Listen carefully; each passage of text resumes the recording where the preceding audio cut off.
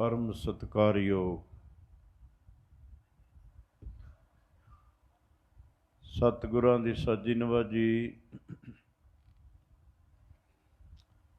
गुरु का खास रूप गुरु खालसा साध संगत जी दूरों नेड़ों चल के सतगुरां दे पावन पवित्र दरबार दीयां हाजरियां भर के काफ़ी समय तो गुरबाणी दा हरि जस कीर्तन सरवण करके अपने जीवन दीयां घड़ियां सफलियां बना रहे हो। बाकी जो समा अपने कोल बचदा है ਉਹਨੂੰ भी आपां सारी संगत ने रल मिल के अकाल पुरख परमात्मा की सिफत सलाह करके अते सुन के अपने समय नूं अते स्वासां नूं कीमती बनाउणा है। जिन्नी संगत गुरु चरनां विच सजी बैठी है,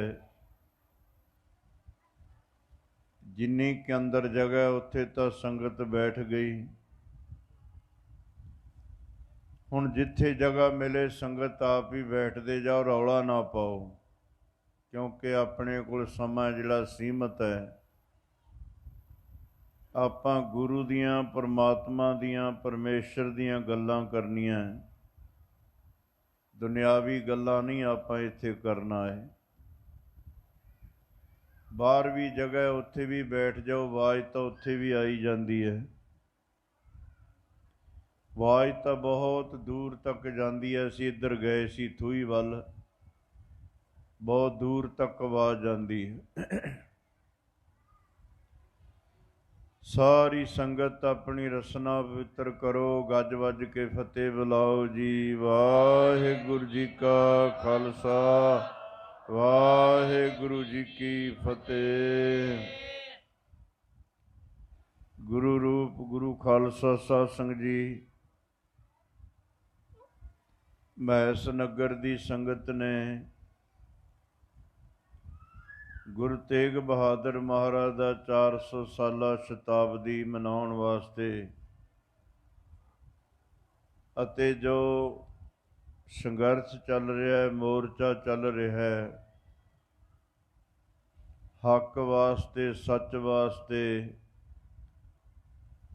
अपनियां फसलां बचाउण वास्ते, नस्लां बचाउण वास्ते, गरीबां वास्ते, मजदूरां वास्ते जो मोर्चा चल रहा, उसदी फतेह वास्ते, चढ़दी कला वास्ते ये 3 रोज़ा समागम रखिया सी। अज गुरु ग्रंथ साहिब महाराज की रहनुमाई हेठ तीसरा दीवान प्रारंभ है। भाव के अज इस पंडाल का अखीरला दीवान है। 3 दिनों तो गुरु के लंगर चल रहे ने, कथा कीर्तन का प्रवाह चल रहा है। बड़ी श्रद्धा बड़े प्रेम का सबूत दिता संगत ने। गुरु कृपा करे, नगर निवासी संगतां दे सिर ते मेहर भरिया हथ रखे, चढ़दी कला बख्शे महाराज। सिक्खी दी दात, नाम दी दात, सेवा सिमरन दी दात बख्शण महाराज। कल असीं दीवान विच नहीं आए, कौली दे कोल आकड़ नगर है, आकड़ पिंड, उत्थे गुरु तेग बहादुर महाराज का स्थान है निम साहिब। उत्थे किसान रैली रखी सी, जिहदी सेवा महापुरुषों ने रल मिल के बाबा अमरीक सिंह जी कार सेवा वाले ਬਾਬਾ ਮਨਮੋਹਨ ਸਿੰਘ ਜੀ ਬਾਰਨ ਵਾਲੇ ਸਾਰਿਆਂ ਨੇ ਰਲ ਮਿਲ ਕੇ ਉੱਥੇ ਸੇਵਾ ਪ੍ਰਬੰਧ ਕੀਤਾ। ਸ਼ਾਮ ਤੱਕ ਉੱਥੇ ਕਿਸਾਨ ਆਗੂ ਪਹੁੰਚੇ ਹੋਏ ਸੀ, ਵਿਚਾਰਾਂ ਚੱਲਦੀਆਂ ਰਹੀਆਂ, ਇਲਾਕੇ ਦੀ ਸੰਗਤ ਇਕੱਠੀ ਹੋਈ ਸੀ। ਇਸ ਕਰਕੇ ਰਾਤ ਅਸੀਂ ਦੀਵਾਨ 'ਚ ਨਹੀਂ ਆ ਸਕੇ। ਇੱਥੇ ਬਾਬਾ ਹਰਦੇਵ ਸਿੰਘ ਜੀ ਨੇ ਹਾਜ਼ਰੀ ਭਰੀ ਸੀ। ਪਰਸੋਂ ਆਪਾਂ ਇਹ ਵਿਚਾਰ ਕਰ ਰਹੇ ਸੀ ਕਿ ਗੁਰੂ ਤੇਗ ਬਹਾਦਰ ਮਹਾਰਾਜ ਦੀ 4 ਸਾਲ ਦੀ ਉਮਰਾ, ਵੱਡੇ ਭਰਾ ਦੀ ਸ਼ਾਦੀ ਹੈ ਬਾਬਾ ਗੁਰਦਿੱਤਾ ਜੀ ਦੀ, ਤੇ ਬਰਾਤ ਜਾਣੀ ਹੈ ਬਟਾਲੇ। ਅਚਲ ਬਟਾਲਾ ਵੀ ਕਹਿੰਦੇ ਨੇ, ਬਟਾਲਾ ਵੀ ਜਿੱਥੇ ਗੁਰੂ ਨਾਨਕ ਦੇਵ ਜੀ ਮਹਾਰਾਜ ਦੀ ਵੀ ਬਰਾਤ ਗਈ ਸੀ। ਅੱਜ ਵੀ ਉੱਥੇ ਕੱਚੀ ਕੰਧ ਖੜੀ ਹੈ ਮਿੱਟੀ ਦੀ। ਗੁਰੂ ਨਾਨਕ ਦੇਵ ਜੀ ਮਹਾਰਾਜ ਦੇ ਵਿਆਹ ਦੀ ਨਿਸ਼ਾਨੀ। ਸਹੁਰਾ ਸੀ ਮਹਾਰਾਜ ਦਾ ਮੂਲ ਚੰਦ, ਗੁਰੂ ਨਾਨਕ ਦੇਵ ਜੀ ਮਹਾਰਾਜ ਦਾ ਸਹੁਰਾ ਮੂਲ ਚੰਦ। ਉਹ ਗੁਰੂ ਮਾਰ ਨੂੰ ਕਹਿੰਦਾ, ਤੁਹਾਡੇ ਸਰਕਾਰੇ ਦਰਬਾਰੇ ਅਸਰ ਹੈ, ਤੁਸੀਂ ਬਰਾਤ ਵਿੱਚ ਅਮੀਰ ਬਰਾਤੀ ਲਿਆਇਓ। ਪਰ ਬਰਾਤ ਵਿੱਚ ਬਹੁਤੇ ਸਾਧੂ ਮਹਾਤਮਾ ਸਨ, ਗੁਰਸਿੱਖ ਸਨ। ਸੋ ਕਹਿਣ ਲੱਗੇ, ਸਾਡਾ ਨੱਕ ਵੱਢਿਆ ਗਿਆ। ਅਸੀਂ ਤਾਂ ਕਿਹਾ ਸੀ ਅਮੀਰ ਬਰਾਤੀ ਲੈ ਕੇ ਆਇਓ, ਪਰ ਇਹ ਬਹੁਤੇ ਸਾਧੂ ਮਹਾਤਮਾ ਇਕੱਠੇ ਕੀਤੇ ਹੋਏ ਨੇ। ਕੱਚੀ ਕੰਧ ਕੋਲ ਮੰਜਾ ਢਾ ਦਿੱਤਾ। ਮਾਈਆਂ ਇਕੱਠੀਆਂ ਹੋਈਆਂ ਕਿ ਧੱਕਾ ਦੇ ਕੇ ਕੰਧ ਉੱਤੇ ਸਿੱਟ ਦਾਂਗੇ, ਆਨੰਦ ਕਾਰਜ ਨਹੀਂ ਦੇਣੇ ਪੈਣਗੇ। ਗੱਲਾਂ ਕਰਨੀਆਂ, ਬਾਹਰ ਉੱਧਰ ਜਾ ਕੇ ਬੈਠ ਜਾਓ। ਜੇ ਨਹੀਂ ਸੁਣਨਾ, ਸੰਗਤ ਸੁਣਦੀ ਹੈ, ਬਾਹਰ ਜਾ ਕੇ ਬੈਠ ਕੇ ਗੱਲਾਂ ਕਰਨੀ। ਤੁਸੀਂ ਪੜ੍ਹੇ ਲਿਖੇ ਹੋ, ਸਮਝਦਾਰ, ਗੁਰੂ ਦੀਆਂ ਗੱਲਾਂ ਕਰਨੀਆਂ। ਗੱਲਾਂ ਬਾਹਰ ਤਾਂ ਆਪਾਂ ਕਰਦੇ ਰਹਿੰਦੇ ਹਾਂ। ਤੁਹਾਨੂੰ ਪੁੱਛਣਗੇ ਕਿ ਬਾਬਾ ਗੁਰਦਿੱਤਾ ਜੀ ਦਾ ਵਿਆਹ ਕਿੱਥੇ ਹੋਇਆ? ਸਿੱਖਾਂ ਦੇ ਘਰ ਪੈਦਾ ਹੋਏ। ਇਹ ਤਾਂ ਗੱਲਾਂ ਵੈਸੇ ਦੂਰ ਦੀਆਂ ਨੇ। ਤੁਹਾਨੂੰ 10 ਪਾਤਸ਼ਾਹ ਦੇ ਨਾਂ ਨਹੀਂ ਆਉਂਦੇ, ਗ੍ਰੈਜੂਏਟ ਹੋਣ ਵਾਲੇ। ਸਿੱਖਿਆ ਨਹੀਂ ਕਦੇ ਆਪਾਂ ਕੁਛ। ਸੰਗਤ ਵਿੱਚ ਸਿੱਖਣ ਆਉਂਦਾ ਸਿੱਖ ਰੋਜ਼ ਹੀ, ਰੋਜ਼ ਨਵੀਂ ਗੱਲ ਸਿੱਖ ਕੇ ਜਾਂਦਾ ਹੈ। ਜਿਹੜੀ ਵੀ ਵਿਚਾਰ ਚੱਲਦੀ ਹੈ, ਰੋਜ਼ ਕੋਈ ਨਾ ਕੋਈ ਨਵੀਂ ਗੱਲ ਸਿੱਖਦਾ। ਇਹਦਾ ਨਾਮ ਤਾਂ ਸਿੱਖ ਹੈ।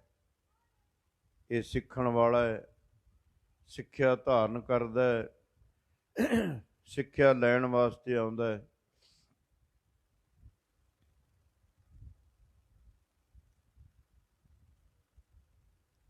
ਬਟਾਲੇ ਬਰਾਤ ਗੁਰੂ ਨਾਨਕ ਦੇਵ ਜੀ ਮਹਾਰਾਜ ਦੀ ਵੀ ਗਈ ਸੀ।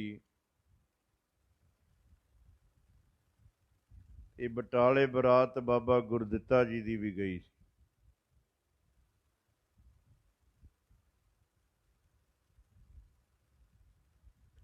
ਬਰਾਤ ਤਿਆਰ ਹੋ ਰਹੀ ਹੈ ਵੱਡੇ ਭਰਾ ਦੀ।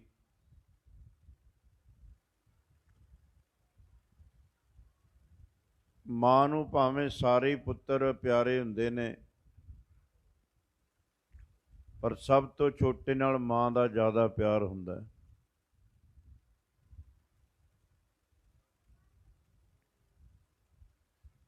ਗੁਰੂ ਤੇਗ ਬਹਾਦਰ ਮਹਾਰਾਜ ਸਭ ਤੋਂ ਛੋਟੇ ਸਾਹਿਬਜ਼ਾਦੇ 6ਵੇਂ ਪਾਤਸ਼ਾਹ ਮਹਾਰਾਜ ਦੇ।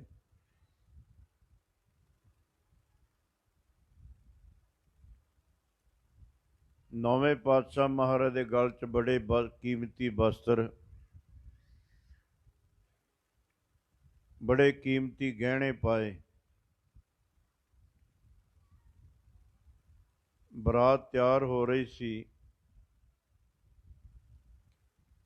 ਤੇ ਗੁਰੂ ਤੇਗ ਬਹਾਦਰ ਮਹਾਰਾਜ ਖੇਡ ਦੇ ਬਾਹਰ ਚਲੇ ਗਏ।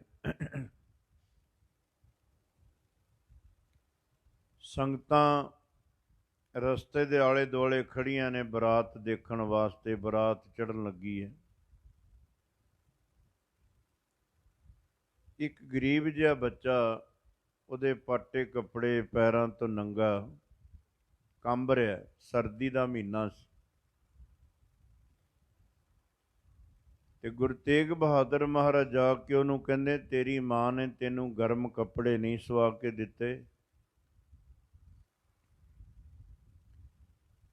ਤੇ ਉਹ ਬੱਚਾ ਕਹਿੰਦਾ, ਕਿਹੜੀ ਮਾਂ ਹੈ ਜਿਹੜੀ ਆਪਣੇ ਬੱਚੇ ਨੂੰ ਚੰਗੀ ਖੁਰਾਕ ਤੇ ਚੰਗੀ ਪੁਸ਼ਾਕ ਨਹੀਂ ਪਵਾਉਣਾ ਚਾਹੁੰਦੀ? ਹਰ ਇੱਕ ਮਾਂ ਦੀ ਕੋਸ਼ਿਸ਼ ਹੁੰਦੀ ਹੈ ਕਿ ਮੈਂ ਆਪਣੇ ਪੁੱਤਰ ਨੂੰ ਚੰਗੀ ਖੁਰਾਕ ਦੇਵਾਂ ਤੇ ਚੰਗੇ ਵਸਤਰ, ਚੰਗੀ ਪੁਸ਼ਾਕ ਪਾਵਾਂ।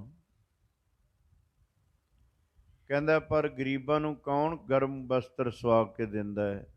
ਮੇਰੀ ਮਾਂ ਤਾਂ ਅੱਤ ਦੀ ਗਰੀਬ ਹੈ। ਜੇ ਸ਼ਾਮ ਨੂੰ ਪ੍ਰਸ਼ਾਦਾ ਤਿਆਰ ਹੁੰਦਾ ਸਾਡੇ ਘਰ, ਤੇ ਸਵੇਰ ਦਾ ਫਿਕਰ ਹੁੰਦਾ। ਇਹ ਗੱਲ ਸੁਣ ਕੇ ਗੁਰੂ ਤੇਗ ਬਹਾਦਰ ਮਹਾਰਾਜ ਨੇ ਆਪਣੇ ਗਲੋਂ ਬਸਤਰ ਲਾਏ, ਉਹ ਬੱਚੇ ਦੇ ਗਲ ਪਾ ਦਿੱਤੇ। ਜਿਹੜੇ ਗਹਿਣੇ ਸੀ, ਕੈਂਠਾ, ਕੰਗਣ ਪਾਏ ਸੀ ਹੱਥਾਂ 'ਚ, ਉਹ ਵੀ ਉਸ ਬੱਚੇ ਨੂੰ ਦੇ ਦਿੱਤੇ। ਤੇ ਬਰਾਤ ਤਿਆਰ ਹੋ ਕੇ ਚੱਲਣ ਲੱਗੀ ਤੇ ਗੁਰੂ ਤੇਗ ਬਹਾਦਰ ਮਹਾਰਾਜ ਦਾ ਨੰਗਾ ਪਿੰਡਾ ਘਰ ਆ ਗਏ। ਮਾਤਾ ਨਾਨਕੀ ਕਹਿੰਦੀ, ਲਾਲ ਜੀ, ਮੈਂ ਤਾਂ ਬੜੇ ਕੀਮਤੀ ਵਸਤਰ ਤੇਰੇ ਗਲ 'ਚ ਪਵਾਏ ਸੀ ਤੇ ਤੂੰ ਨੰਗੇ ਪਿੰਡੇ ਘਰ ਆ ਗਿਆ, ਕਿਹਨੂੰ ਦੇ ਆਇਆ? ਮਹਾਰਾਜ ਕਹਿੰਦੇ, ਮਾਤਾ, ਇੱਕ ਗਰੀਬ ਬੱਚਾ ਕੰਬ ਰਿਹਾ ਸੀ ਬਾਹਰ, ਜੇ ਸੱਚ ਪੁੱਛੇ ਮੇਰੇ ਤੋਂ ਉਹਦਾ ਨੰਗੇਜ ਨਹੀਂ ਦੇਖਾ ਗਿਆ ਤੇ ਮੈਂ ਬਸਤਰ ਉਹਦੇ ਗਲ ਪਾਇਆ, ਗਹਿਣੇ ਵੀ ਦੇ ਆਇਆ।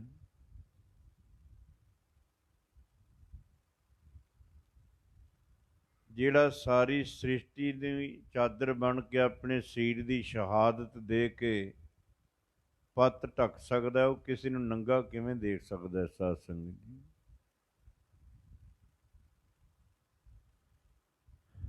ਆਪਾਂ ਟੂਕ ਮਾਤਰ ਵਿਚਾਰ ਕਰਨੀ ਹੈ। ਵੈਸੇ ਜੀਵ ਦੀ ਤਾਂ ਕੀ ਮਜਾਲ ਹੈ ਕਿ ਗੁਰੂ ਪ੍ਰਤੀ ਕੁਛ ਵਿਚਾਰ ਕਰੇ। ਅੱਜ ਸਾਡੇ ਅਖੌਤੀ ਵਿਦਵਾਨ ਨੇ ਜਿਹੜੇ, ਉਹ ਕਹਿੰਦੇ ਅਸੀਂ ਇਤਿਹਾਸ ਦੀ ਗੱਲ ਨਹੀਂ ਕਰਨੀ।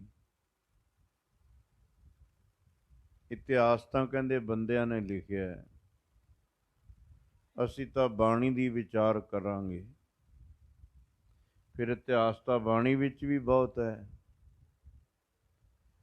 ਹਰ ਇੱਕ ਪੰਕਤੀ ਦੇ ਵਿੱਚ ਇਤਿਹਾਸ ਹੈ।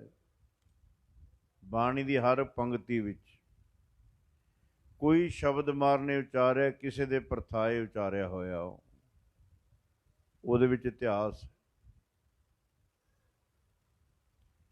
ਪਰਸੋਂ ਵਿਚਾਰ ਕੀਤੀ ਸੀ, ਸੁਲਹੀ ਤੇ ਨਾਰਾਇਣ ਰਾਖ। ਇਹ ਹੁਣ ਬਾਣੀ ਦੇ ਵਿੱਚ ਹੀ ਆਉਂਦਾ ਨਾ ਜ਼ਿਕਰ। ਤੇ ਪੁੱਛਣਗੇ ਵੀ ਸੁਲਹੀ ਤੋਂ ਕਿਵੇਂ ਨਾਰਾਇਣ ਨੇ ਰੱਖਿਆ ਕੀਤੀ, ਤੇ ਇਤਿਹਾਸ ਬਣ ਗਿਆ ਨਾ ਆਪਣੇ ਆਪ। ਬਾਣੀ 'ਚ ਥਾਂ ਥਾਂ ਤੇ ਇਤਿਹਾਸ ਹੈ। ਸੰਮਣ ਜੋ ਇਸ ਪ੍ਰੇਮ ਕੀ, ਦਮ ਕਿਹੋ ਹੋਤੀ ਸਾਟ, ਰਾਵਣ ਹੂੰ ਤੇ ਰੰਕ ਨਹਿ, ਜਿਨ ਸਿਰ ਦੀਨੇ ਕਾਟ। ਤੇ ਸੰਮਣ ਨੂੰ ਪੰਜਵੇਂ ਪਾਤਸ਼ਾਹ ਮਹਾਰਾਜ ਕਹਿ ਰਹੇ ਨੇ, ਕੀ ਹੋ ਗਿਆ ਤੂੰ ਇੱਕ ਪੁੱਤਰ ਦਾ ਸਿਰ ਵੱਢਿਆ ਗੁਰੂ ਦੀ ਖੁਸ਼ੀ ਵਾਸਤੇ? ਰਾਵਣ ਕਿਹੜਾ ਗਰੀਬ ਸੀ ਜਿਹਦੇ ਸੋਨੇ ਦੇ ਮਕਾਨ ਸੀ, ਤੇ ਉਹਨੇ ਆਪਣੇ ਇਸ਼ਟ ਨੂੰ ਖੁਸ਼ ਕਰਨ ਵਾਸਤੇ 10 ਦਿਨ ਸਿਰ ਵੱਢ ਕੇ ਭੇਟਾ ਕਰਦਾ ਰਿਹਾ। ਹੁਣ ਇਤਿਹਾਸ ਨਹੀਂ ਬਾਣੀ ਦੇ ਵਿੱਚ। ਸਹੰਸਰਦਾਨ ਦੇ ਇੰਦਰ ਰਵਾਇਆ, ਪਰਸਰਾਮ ਰੋਵੈ ਘਰ ਆਇਆ, ਅਜੈ ਸਰੋਵੈ ਭਿਖਿਆ ਖਾਏ। ਕੱਲੀ ਕੱਲੀ ਪੰਕਤੀ 'ਚ ਹਿਸਟਰੀ ਹੈ, ਕੱਲੀ ਕੱਲੀ ਪੰਕਤੀ 'ਚ ਇਤਿਹਾਸ ਹੈ। ਪਤਾ ਨਹੀਂ ਕਿੱਥੋਂ ਗਿਆਨਾ ਸਿੰਘ ਬਣ ਕੇ ਆ ਜਾਂਦੇ ਨੇ, ਆਪ ਹੀ ਘੜੇ ਘੜਾਈ। ਅਸੀਂ ਇਤਿਹਾਸ ਨਹੀਂ ਪੜ੍ਹਨਾ। ਤੁਸੀਂ ਸਿਆਣੇ ਬੈਠੇ ਹੋ। ਜਿਹੜੀ ਕੌਮ ਖਤਮ ਕਰਨੀ ਹੋਵੇ ਉਹਦਾ ਪਹਿਲਾਂ ਇਤਿਹਾਸ ਖਤਮ ਕਰਨਾ ਪੈਂਦਾ ਹੈ। ਸਮਝ ਗਏ? ਕਿਉਂ ਨਹੀਂ ਪੜ੍ਹਨਾ? ਇਤਿਹਾਸ ਕਿਉਂ ਨਹੀਂ ਪੜ੍ਹਨਾ? ਫਿਰ ਇਹ ਮਰ ਜੀਵੜਿਆਂ ਦੀ ਕੌਮ ਹੈ, ਇੱਥੇ ਬੜੇ ਖਤਮ ਕਰਨ ਆਏ ਨੇ, ਖਤਮ ਹੋ ਕੇ ਤੁਰ ਗਏ ਨੇ ਉਹ। ਜਿਹੜਾ ਹੁਣ ਹਿਟਲਰ ਬਣਿਆ ਹੋਇਆ ਇਹਦਾ ਵੀ ਟਾਈਮ ਨੇੜੇ ਹੀ ਲੱਗਿਆ ਲੱਗਦਾ। ਕੌਮਾਂ ਤਾਂ ਜਿਉਂਦਿਆਂ ਹੀ ਦੇ ਇਤਿਹਾਸ ਦੇ ਸਿਰ 'ਤੇ ਨੇ। ਇਹ ਫਿਰ ਕੋਈ ਦਿਨ ਖਾਲੀ ਨਹੀਂ ਹੈ 365 ਦਿਨਾਂ ਵਿੱਚ ਕਿ ਜਿਸ ਦਿਨ ਸਿੱਖ ਨੇ ਆਪਣੀ ਕੌਮ ਧਰਮ ਵਾਸਤੇ, ਦੇਸ਼ ਵਾਸਤੇ ਸ਼ਹਾਦਤ ਨਹੀਂ ਦਿੱਤੀ ਹੈ। ਇਹ ਜਿਉਂਦਿਆਂ ਦਾ ਇਤਿਹਾਸ ਹੈ ਸਾਧ ਸੰਗਤ ਜੀ, ਜਿਉਂਦੀ ਕੌਮ ਦਾ ਇਤਿਹਾਸ ਹੈ।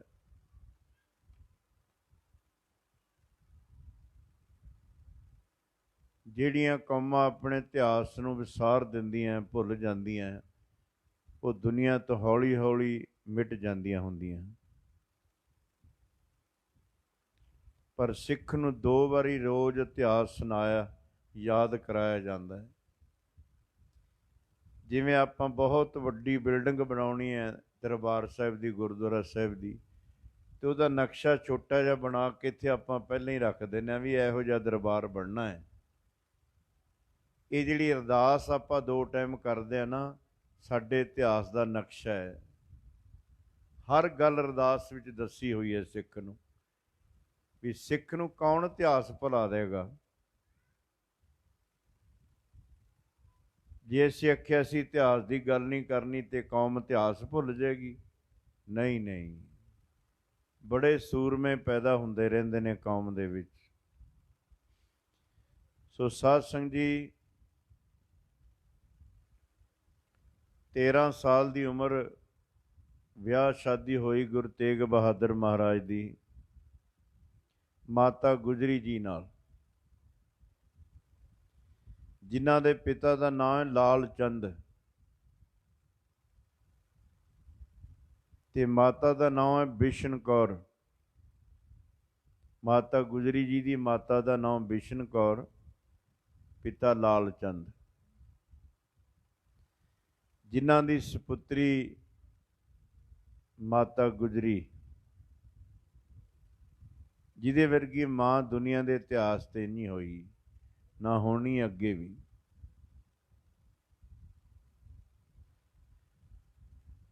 ਚਾਰ ਮਹੀਨੇ ਵਿਆਹ ਨੂੰ ਹੋਏ ਤੇ ਚੌਥਾ ਜੰਗ 6ਵੇਂ ਪਾਤਸ਼ਾਹ ਦਾ ਕਰਤਾਰਪੁਰ, ਕਾਲੇ ਖਾਂ ਤੇ ਪੈਂਦੇ ਖਾਂ।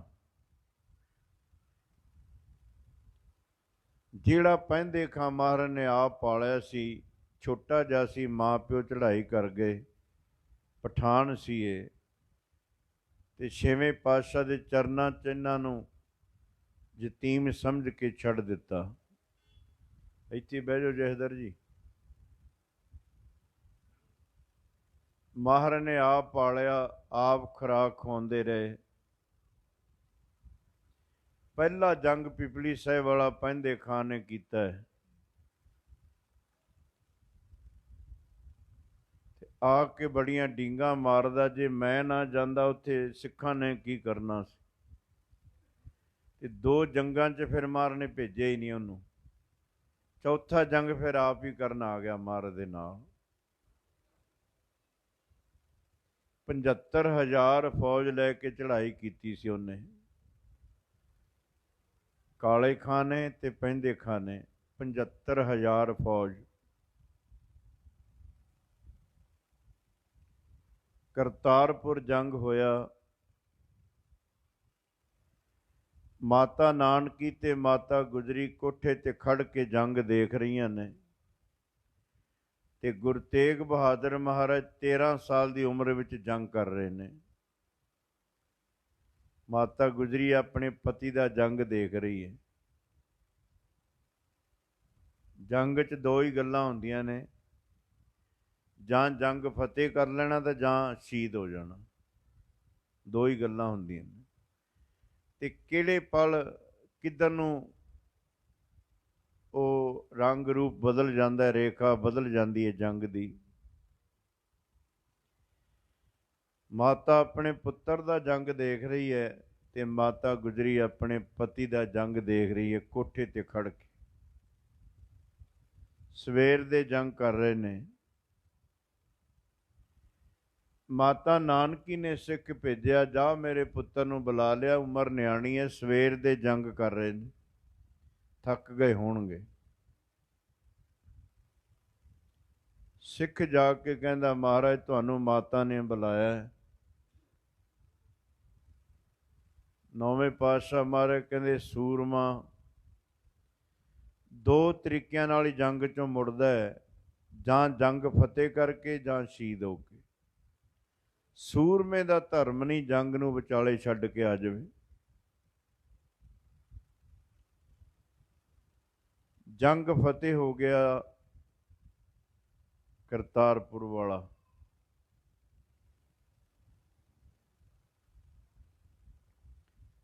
ਸੱਚੇ ਪਾਤਸ਼ਾਹ ਨੇ ਦੇਖਿਆ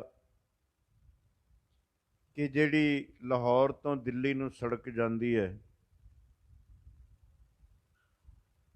ਇੱਥੋਂ ਕੋਈ ਰੋਜ਼ ਸੂਬਾ, ਕੋਈ ਰੋਜ਼ ਨਵਾਬ ਲੰਘਦਾ ਤੇ ਜੰਗ ਦੀ ਨੌਬਤ ਬਣੀ ਰਹਿੰਦੀ ਹੈ। ਬਾਬਾ ਗੁਰਦਿੱਤਾ ਜੀ ਨੂੰ ਭੇਜਿਆ, ਜਾਓ ਇੱਧਰ ਪਹਾੜੀ ਦੇ ਵਿੱਚ ਜਗ੍ਹਾ ਦੇਖੋ ਨਗਰ ਵਸਾਉਣ ਵਾਸਤੇ। ਬਾਬਾ ਗੁਰਦਿੱਤਾ ਜੀ, ਜਿਨ੍ਹਾਂ ਨੂੰ ਛੇਵੇਂ ਪਾਤਸ਼ਾਹ ਮਹਾਰਾਜ ਬਾਬਾ ਗੁਰਦਿੱਤਾ ਜੀ ਕਹਿ ਕੇ ਬੁਲਾਇਆ ਕਰਦੇ ਸੀ, ਆਪਣੇ ਸਾਹਿਬਜ਼ਾਦੇ ਨੂੰ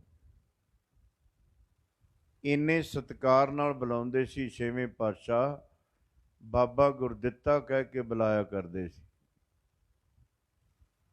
ਪੁੱਛਿਆ, ਮਹਾਰਾਜ ਤੁਹਾਡਾ ਸਾਹਿਬਜ਼ਾਦਾ, ਇਹਨੂੰ ਤੁਸੀਂ ਬਾਬਾ ਗੁਰਦਿੱਤਾ ਜੀ ਕਹਿੰਦੇ ਹੋ? ਮਹਾਰਾਜ ਕਹਿੰਦੇ, ਹਾਂ। ਇਹਨੇ ਸੱਤਵੇਂ ਪਾਤਸ਼ਾਹ ਜਿਨ੍ਹਾਂ ਦੇ ਹਿਰਦੇ 'ਚ ਗੁਰੂ ਨਾਨਕ ਦੀ ਸੱਤਵੀਂ ਜੋਤ ਟਿਕਣੀ ਹੈ,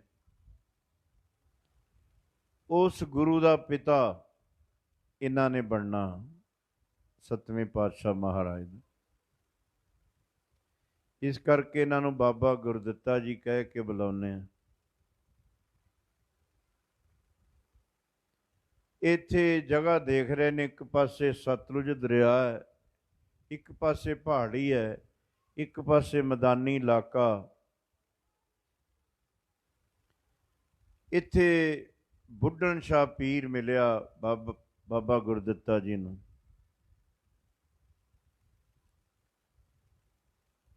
ਇਹਨੂੰ ਗੁਰੂ ਨਾਨਕ ਦੇਵ ਜੀ ਮਹਾਰਾਜ ਦੇ ਦਰਸ਼ਨ ਹੋਏ ਬੁੱਢਣ ਸ਼ਾਹ ਨੂੰ।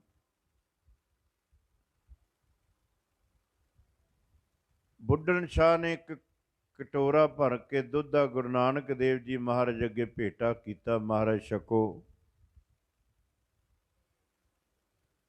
ਧੰਨ ਗੁਰੂ ਨਾਨਕ ਦੇਵ ਜੀ ਮਹਾਰਾਜ ਕਹਿਣ ਲੱਗੇ, ਪੀਰ ਸਾਈਂ ਦੁੱਧ ਛਕਾਂਗੇ ਜ਼ਰੂਰ, ਪਰ ਛੇਵੇਂ ਜਾਮੇ 'ਚ ਤੁਹਾਡੇ ਕੋਲੋਂ ਦੁੱਧ ਛਕਾਂਗੇ।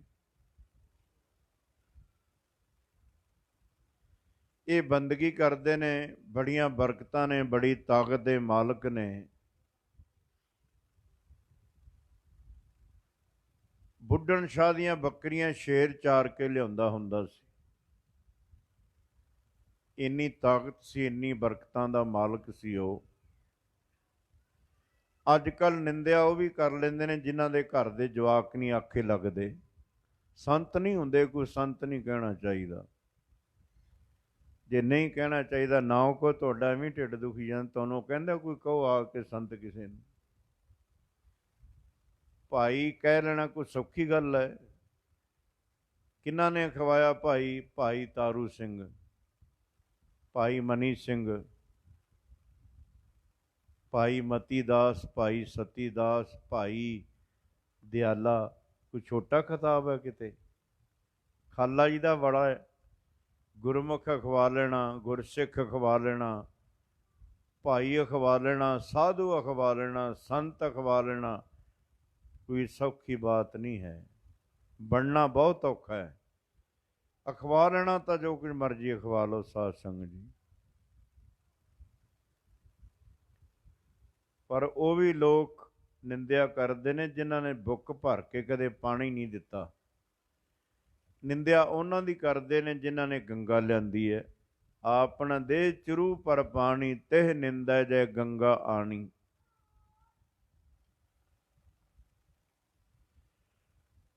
ਇਹ ਬੰਦਗੀ ਦੀਆਂ ਤਾਕਤਾਂ ਨੇ। ਖਾਂਦਾ ਤਾਂ ਭਾਵੇਂ ਸ਼ੇਰ ਮਾਸ ਹੀ ਹੈ, ਉਹਦੀ ਰੱਬ ਨੇ ਹੋਰ ਕੋਈ ਖੁਰਾਕ ਹੀ ਨਹੀਂ ਰੱਖੀ, ਤੇ ਜਿਹਦਾ ਵੀ ਮਾਸ ਮਿਲ ਜਾਏ ਉਹ ਖਾ ਕੇ ਆਪਣੀ ਭੁੱਖ ਮਿਟਾ ਲੈਂਦਾ ਹੈ। ਪਰ ਉਹਨੂੰ ਸਭ ਤੋਂ ਚੰਗਾ ਮਾਸ ਬੱਕਰੀ ਦਾ ਲੱਗਦਾ ਹੈ। ਪਰ ਬੰਦਗੀ ਵਿੱਚ ਇੰਨੀ ਤਾਕਤ ਹੈ ਨਾਮ ਵਿੱਚ ਕਿ ਬੰਦਗੀ ਵਾਲਿਆਂ ਦੀਆਂ ਬੱਕਰੀਆਂ ਸ਼ੇਰ ਚਾਰਦੇ। ਭਾਵੇਂ ਮਹਾਰਾਜ ਦਾ ਬਾਣੀ ਵਿੱਚ ਬਚਨ ਹੈ, ਜੇ ਪਰਮੇਸ਼ਰ ਚਾਹੇ ਸ਼ੇਰ ਤੇ ਬੱਕਰੀ ਨੂੰ ਇਕੱਠਿਆਂ ਰੱਖ ਸਕਦਾ ਹੈ। ਬੱਕਰੀ ਸਿੰਘ ਇੱਕ ਥਾਂ ਰਾਖੈ, ਮਨ ਹਰ ਜਪ ਭਰਮ ਪਉ ਦੂਰ ਕੀਜੈ। ਭਾਵੇਂ ਸਾਡੇ ਮਨ ਦੀ ਬਿਰਤੀ ਦੀ ਗੱਲ ਹੈ, ਸ਼ੇਰ ਵਾਲੀ ਬਿਰਤੀ ਵੀ ਆਪਣੇ ਅੰਦਰ ਹੈ ਤੇ ਬੱਕਰੀ ਵਾਲੀ ਵੀ ਹੈ। ਅੰਦਰ ਦੀ ਵੀ ਗੱਲ ਹੈ। ਖੇਤੀ ਮਾਰ ਨੇ ਅੰਦਰ ਦੀ ਵੀ ਦੱਸੀ ਹੈ ਤੇ ਬਾਹਰਲੀ ਵੀ ਕੀਤੀ ਹੈ। ਕਰਤਾਰਪੁਰ 18 ਸਾਲ ਗੁਰੂ ਨਾਨਕ ਦੇਵ ਮਹਾਰਾਜ ਨੇ ਆਪ ਹਲ ਵਾਹਿਆ। ਬਾਹਰਲੀ ਖੇਤੀ ਵੀ ਤੇ ਮਹਾਰਾਜ ਨੇ ਅੰਦਰਲੀ ਖੇਤੀ ਵੀ ਦੱਸਿਆ। ਮਨ ਹਾਲੀ ਕਿਰਸਾਣੀ ਕਰਨੀ, ਸਰਮ ਪਾਣੀ ਤਨ ਖੇਤ, ਨਾਮ ਬੀਜ ਸੰਤੋਖ ਸੁਹਾਗਾ, ਰੱਖ ਗਰੀਬੀ ਵੇਸ, ਭਾਉ ਕਰਮ ਕਰ ਜਮ ਸੀ, ਸੇ ਕਰ ਭਾਗਠ ਦੇਖ ਬਾਬਾ, ਮਾਇਆ ਸਾਥ ਨਾ ਹੋਏ, ਇਨ ਮਾਇਆ ਜਗ ਮੋਹਿਆ, ਵਿਰਲਾ ਬੂਝੈ ਕੋਏ। ਇਹ ਅੰਦਰਲੀ ਖੇਤੀ ਦਾ ਵੀ ਉਪਦੇਸ਼ ਕੀਤਾ ਮਹਾਰਾਜ ਨੇ। ਬੁੱਢਣ ਸ਼ਾਹ ਦੀਆਂ ਬੱਕਰੀਆਂ ਸ਼ੇਰ ਚਾਰ ਕੇ ਲਿਆਉਂਦਾ ਹੁੰਦਾ ਸੀ। ਇਹ ਗੱਲ ਛੋਟੀ ਨਹੀਂ ਹੈ। ਕਹਿ ਦੇਣੀ ਸੌਖੀ ਹੈ ਤੇ ਸੁਣਨੀ ਵੀ ਸੌਖੀ ਹੈ। ਬੰਦਗੀ ਵਾਲਿਆਂ ਵਾਸਤੇ ਤਾਂ ਗੱਲਾਂ ਨੇ ਜਿਹੜੀਆਂ ਸਾਰੀ ਸ੍ਰਿਸ਼ਟੀ ਦਾ ਕਰਤਾ ਹੈ ਬ੍ਰਹਮ ਗਿਆਨੀ। ਬ੍ਰਹਮ ਗਿਆਨੀ ਸਭ ਸ੍ਰਿਸ਼ਟ ਕਾ ਕਰਤਾ। ਸਾਰੀ ਸ੍ਰਿਸ਼ਟੀ ਉਹਦੀਆਂ ਪ੍ਰਕਰਮਾਂ ਕਰਦੀ ਹੈ ਬ੍ਰਹਮ ਗਿਆਨੀ ਦੀਆਂ। ਉਹਦੇ ਹੁਕਮ 'ਚ ਚੱਲਦੀ ਸਾਰੀ ਸ੍ਰਿਸ਼ਟੀ। ਰੱਬ ਦੀ ਬੰਦਗੀ ਵਾਲੇ ਸ਼ੇਰ ਦੀ ਸਵਾਰੀ ਕਰਦੇ। ਜਿਹੜੇ ਵੱਡੇ ਵੱਡੇ ਆਪਣੇ ਆਪ ਨੂੰ ਦਲੇਰ ਸਮਝਦੇ ਆ ਨਾ, ਸ਼ੇਰ ਨੂੰ ਦੇਖ ਕੇ ਉਹਨਾਂ ਦੇ ਹੱਥੋਂ ਰਫਲਾਂ ਡਿੱਗ ਜਾਂਦੀਆਂ। ਇੰਨਾ ਭੈ ਆਉਂਦਾ ਉਹਦਾ। ਪਰ ਬੰਦਗੀ ਵਿੱਚ ਇੰਨੀ ਤਾਕਤ ਹੈ। ਸੁੰਦਰ ਸ਼ਾਹ ਸ਼ੇਰ ਦੀ ਸਵਾਰੀ ਕਰਦਾ ਹੁੰਦਾ ਸੀ। ਯੂਪੀ ਦੇ ਵਿੱਚ ਦਿਓ ਨਗਰ। ਛੇਵੇਂ ਪਾਤਸ਼ਾਹ ਮਹਾਰਾਜ ਫੌਜਾਂ ਸਮੇਤ ਗਏ ਦਿਓ ਨਗਰ ਯੂਪੀ 'ਚ। ਇਹ ਸ਼ੇਰ ਤੇ ਚੜ੍ਹ ਕੇ ਆਇਆ ਸੁੰਦਰ ਸ਼ਾਹ ਵੀ ਮਹਾਰਾਜ ਡਰ ਜਾਣਗੇ, ਮੇਰਾ ਪ੍ਰਭਾਵ ਪਵੇਗਾ ਉਹਨਾਂ ਦੇ ਉੱਤੇ। ਹੁਣ ਦੀਵਾ ਆਪਣੀ ਲਾਈਟ ਦਿਖਾਉਂਦਾ ਸੂਰਜ ਨੂੰ।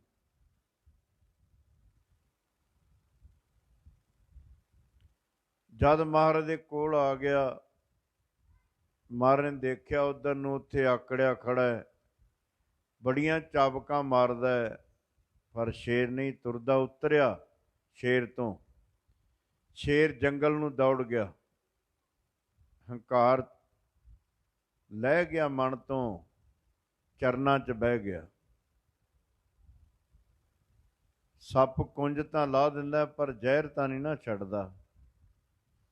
ਹੰਕਾਰ ਹਉਮੈ ਐਡੀ ਛੇਤੀ ਅੰਦਰੋਂ ਨਹੀਂ ਜਾਂਦੀ। ਹੁਣ ਬੈਠਾ ਮਰ ਦੇ ਕਲਗੀ 'ਚ ਹੀਰਾ ਲੱਗਿਆ ਬੜਾ ਕੀਮਤੀ। ਸਾਹਿਬਜ਼ਾਦੇ ਬੈਠੇ ਨੇ, ਇੱਧਰ ਗੁਰੂ ਕੇ ਮਹਿਲ ਬੈਠੇ ਨੇ, फिर शंका करदा है, पीर की ते माया की, पीर की ते पुत्र की, पीर की ते स्त्री की, पीर की ते हिंदू की। ਇਹ ਗੱਲ ਸੁਣ ਕੇ ਛੇਵੇਂ ਪਾਤਸ਼ਾਹ ਮਹਾਰਾਜ ਨੇ 4 ਬਚਨ ਕਰਕੇ ਉਹਦਾ ਸ਼ੰਕਾ ਨਿਵਰਤ ਕਰ ਦਿੱਤਾ।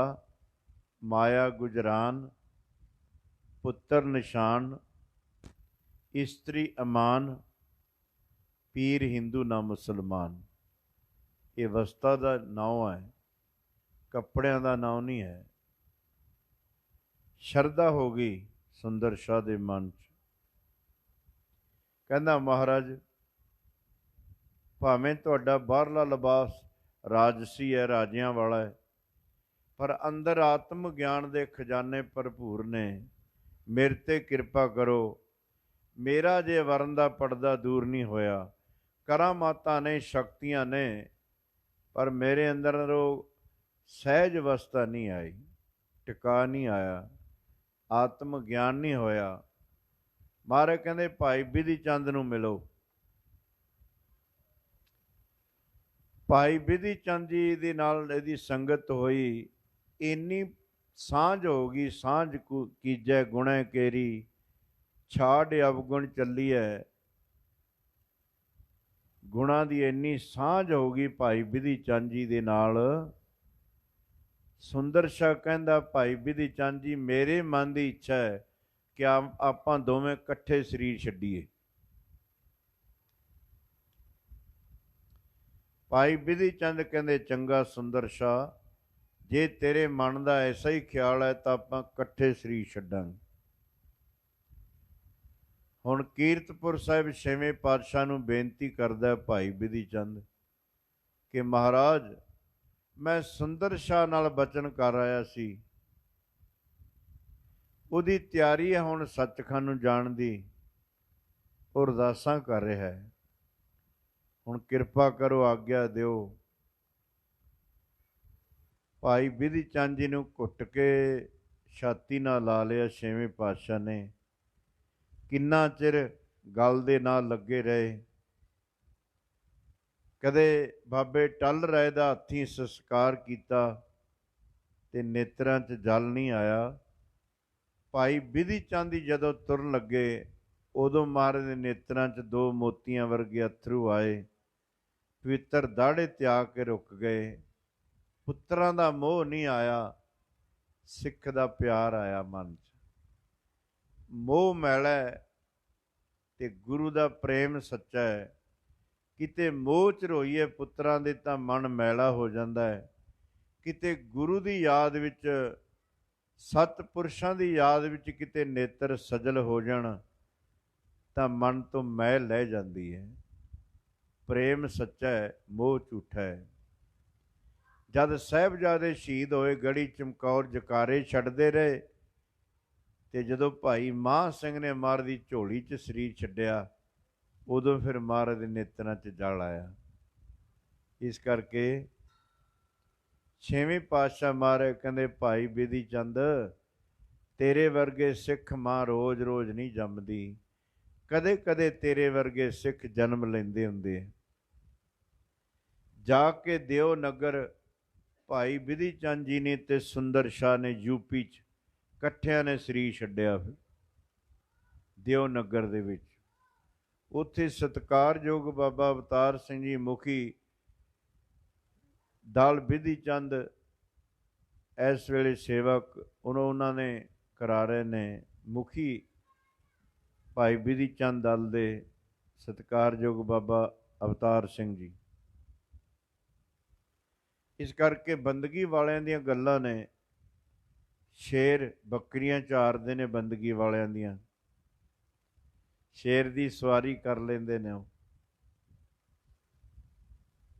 ਸ੍ਰੀ ਚੰਦ ਮਹਾਰਾਜ ਦਾ ਅਰਦਲੀ ਸੀ ਭਾਈ ਕਮਲੀਆ, ਉਹ ਜੰਗਲ 'ਚੋਂ ਲੱਕੜਾਂ ਲੈਣ ਗਏ ਲੰਗਰ ਵਾਸਤੇ। ਗੱਡਾ ਬਲਦ ਜੋੜਿਆ ਸੀ ਗੱਡੇ 'ਚ, ਸ਼ੇਰ ਨਿਕਲਿਆ, ਦਾੜਿਆ ਸ਼ੇਰ, ਗਰਜਿਆ ਤੇ ਬਲਦ ਰੱਸਾ ਤਲਾ ਕੇ ਦੌੜ ਗਿਆ। ਗੱਡਾ ਲੱਕੜਾਂ ਦਾ ਭਰਿਆ ਸੀ। ਸ਼ੇਰ ਤੁਰਿਆ ਆਉਂਦਾ, ਗਰਦਨ ਦੇ ਵਾਲ ਖਿਲਾਰੇ ਨੇ, ਪੂਛ-ਛੂਤਾਂ ਨੂੰ ਕੀਤੀ ਹੋਈ। ਜਦ ਕੋਲ ਆਇਆ, ਕੰਨ ਤੋਂ ਫੜਿਆ, ਭਾਈ ਕਮਲੀਏ ਨੇ ਸ਼ੇਰ ਨੂੰ ਤੇ ਗੱਡੇ 'ਚ ਜੋੜ ਲਿਆ। ਇਹ ਅਚਰਜ ਕਥਾ ਨਹੀਂ ਹੈ। ਅਚਰਜ ਉਹਨੂੰ ਕਹਿੰਦੇ ਨੇ ਜਿਹੜੀ ਆਪਣੀ ਸਮਝ ਨਾ ਆਵੇ ਗੱਲ ਵੀ ਕਿਵੇਂ ਹੋ ਸਕਦਾ ਹੈ, ਹੈਰਾਨੀ ਦੀ ਗੱਲ ਹੈ। ਪੰਜਵੇਂ ਪਾਤਸ਼ਾਹ ਤਾਂ ਹੀ ਕਹਿੰਦੇ ਨੇ ਰੱਬ ਦੇ ਪਿਆਰਿਆਂ ਦੀ ਕਥਾ ਹੀ ਅਚਰਜ ਰੂਪ ਹੁੰਦੀ ਹੈ। ਉਹ ਵੀ ਕਰ ਦਿੰਦੇ ਨੇ ਜਿਹੜਾ ਨਹੀਂ ਹੁੰਦਾ ਹੁੰਦਾ। ਅਗਮ ਅਗਾਧ ਪਾਰ ਬ੍ਰਹਮ ਸੋਏ, ਜੋ ਜੋ ਕਹਿ ਸੋ ਮੁਕਤਾ ਹੋਏ। ਸੁਨ ਮੀਤਾ ਨਾਨਕ ਬਿਨਵੰਤਾ, ਸਾਧ ਜਨਾ ਕੀ ਅਚਰਜ ਕਥਾ। ਅਚਰਜ ਕਥਾ। ਸ਼ੇਰ ਨੂੰ ਕੰਨ ਤੋਂ ਫੜਨਾ ਤੇ ਗੱਡੇ 'ਚ ਜੋੜ ਲੈਣਾ। ਆਪਾਂ ਤਾਂ ਉਸ ਗਲੀ 'ਚ ਨੂੰ ਲੰਘਦੇ ਜਿਹੜੀ ਗਲੀ 'ਚ ਕੁੱਤਾ ਤਗੜਾ ਹੋਵੇ, ਇੱਧਰ ਨਾ ਜਾਏ ਜੇ ਕੁੱਤਾ ਬੜਾ ਤਗੜਾ ਇੱਧਰ। ਇਹ ਤਾਂ ਹੁਣ ਬੰਦਗੀ ਵਾਲੇ ਕਰ ਸਕਦੇ ਨਾ ਸਾਧ ਸੰਗਤ। ਇੱਥੇ ਬਾਬਾ ਗੁਰਦਿੱਤਾ ਜੀ ਨੂੰ ਮਿਲੇ ਪੀਰ ਬੁੱਢਣ ਸ਼ਾਹ, ਤੇ ਜਦੋਂ ਦੇਖਿਆ ਸਰੂਪ ਬਾਬਾ ਗੁਰਦਿੱਤਾ ਜੀ ਦਾ ਚਿਹਰਾ ਗੁਰੂ ਨਾਨਕ ਦੇਵ ਜੀ ਦੇ ਨਾਲ ਮਿਲਦਾ ਜੁਲਦਾ ਸੀ। ਇਹਨੇ ਬੇਨਤੀ ਕੀਤੀ, ਮਹਾਰਾਜ ਮੇਰੀ ਇੱਛਾ ਪੂਰੀ ਕਰੋ ਜਿਹੜਾ ਪਹਿਲੇ ਜਾਮੇ 'ਚ ਬਚਨ ਕੀਤਾ ਸੀ। ਤੇ ਬਾਬਾ ਗੁਰਦਿੱਤਾ ਜੀ ਕਹਿੰਦੇ ਨੇ ਆਉਣ ਵਾਲੇ ਨੇ, ਤੁਹਾਡੀ ਇੱਛਾ ਪੂਰੀ ਕਰਨਗੇ। ਹੁਣ ਉਹ ਮੈਂ ਉਹਨਾਂ ਦਾ ਪੁੱਤਰ ਹਾਂ, ਸਾਹਿਬਜ਼ਾਦਾ। ਫਿਰ ਛੇਵੇਂ ਪਾਤਸ਼ਾਹ ਮਹਾਰਾਜ ਜਦੋਂ ਆਏ, ਇਹਨੇ ਫਿਰ ਦੁੱਧ ਭੇਟਾ ਕੀਤਾ। ਮਹਾਰਾਜ ਤੁਸੀਂ ਬਚਨ ਕੀਤਾ ਸੀ ਕਿ ਛੇਵੇਂ ਜਾਮੇ 'ਚ ਦੁੱਧ ਛਕਾਂਗੇ ਤੁਹਾਡੇ ਕੋਲ ਆ ਕੇ, ਤੇ ਨਾਲੇ ਦੁੱਧ ਛਕਿਆ, ਨਾਲੇ ਉਹ ਜਿਹੜਾ ਵਰਨ ਦਾ ਪਰਦਾ ਜੇ ਰਹਿੰਦਾ ਸੀ ਦੂਰ ਕੀਤਾ, ਆਤਮ ਗਿਆਨ ਬਖਸ਼ਿਆ। ਇੱਥੇ ਨਗਰ ਵਸਾਇਆ ਕੀਰਤਪੁਰ ਸਾਹਿਬ। ਛੇਵੇਂ ਪਾਤਸ਼ਾਹ ਮਹਾਰਾਜ ਨੇ। ਸੱਤਵੇਂ ਤੇ ਅੱਠਵੇਂ ਪਾਤਸ਼ਾਹ ਦਾ ਜਨਮ ਕੀਰਤਪੁਰ ਸਾਹਿਬ ਹੋਇਆ।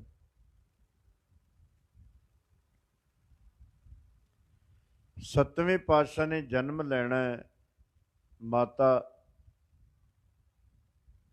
ਨਿਹਾਲ ਕੌਰ ਦੀ ਕੁੱਖ ਤੋਂ। ਬਾਬੇ ਗੁਰਦਿੱਤੇ ਦੇ ਘਰੋਂ ਛੇਵੇਂ ਪਾਤਸ਼ਾਹ ਦੀ ਨੂੰਹ ਤੇ ਸੱਤਵੇਂ ਪਾਤਸ਼ਾਹ ਦੀ ਮਾਤਾ ਨਿਹਾਲ ਕੌਰ।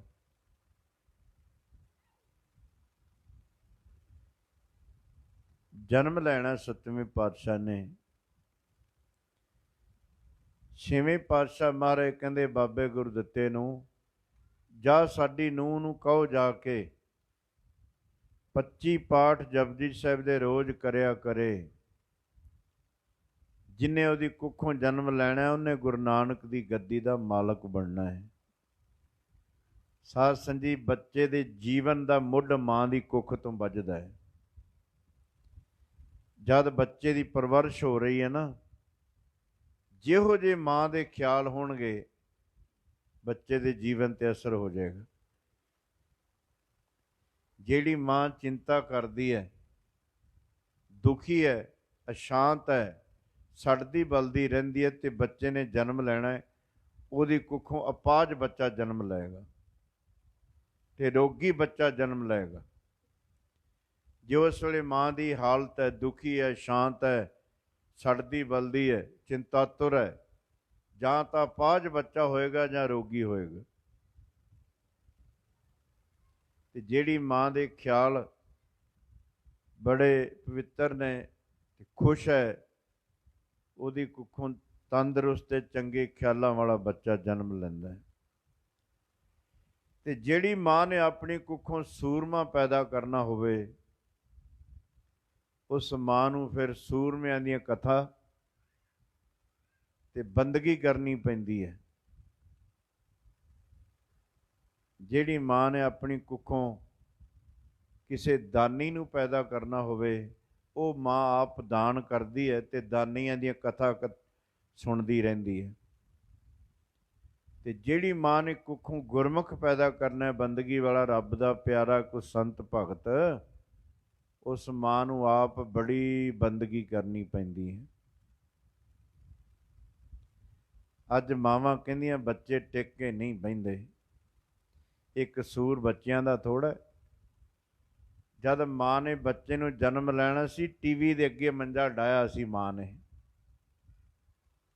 ਕਿ ਮੇਰਾ ਇੱਥੇ ਜੀ ਲੱਗਾ ਰਹੇਗਾ, ਤੇ ਮਾਂ ਉਦੋਂ ਨੱਚਦਿਆਂ ਨੂੰ ਦੇਖਦੀ ਰਹੀ, ਟੋਪੀਆਂ ਵਾਲਿਆਂ ਨੂੰ। ਹੁਣ ਸਮਾਧੀਆਂ ਵਾਲੇ ਕਿੱਥੋਂ ਪੈਦਾ ਹੋਣੇ ਨੇ? ਹੁਣ ਤਾਂ ਮੁਰਕੀਆਂ ਪਾਉਣ ਵਾਲੀ ਪੈਦਾ ਹੋਣਗੇ ਨਾ ਸਿੱਖਾਂ ਦੇ ਘਰ। ਮਾਂ ਦਾ ਕਸੂਰ ਹੈ। ਗੁਰਦੇਵ ਮਾਤਾ, ਪਹਿਲਾਂ ਸੱਚੇ ਪਾਤਸ਼ਾਹ ਨੇ ਮਾਂ ਨੂੰ ਗੁਰੂ ਆਖਿਆ ਹੈ। ਗੁਰਦੇਵ ਮਾਤਾ, ਗੁਰਦੇਵ ਪਿਤਾ, ਗੁਰਦੇਵ ਸੁਆਮੀ ਪਰਮੇਸ਼ਰਾ।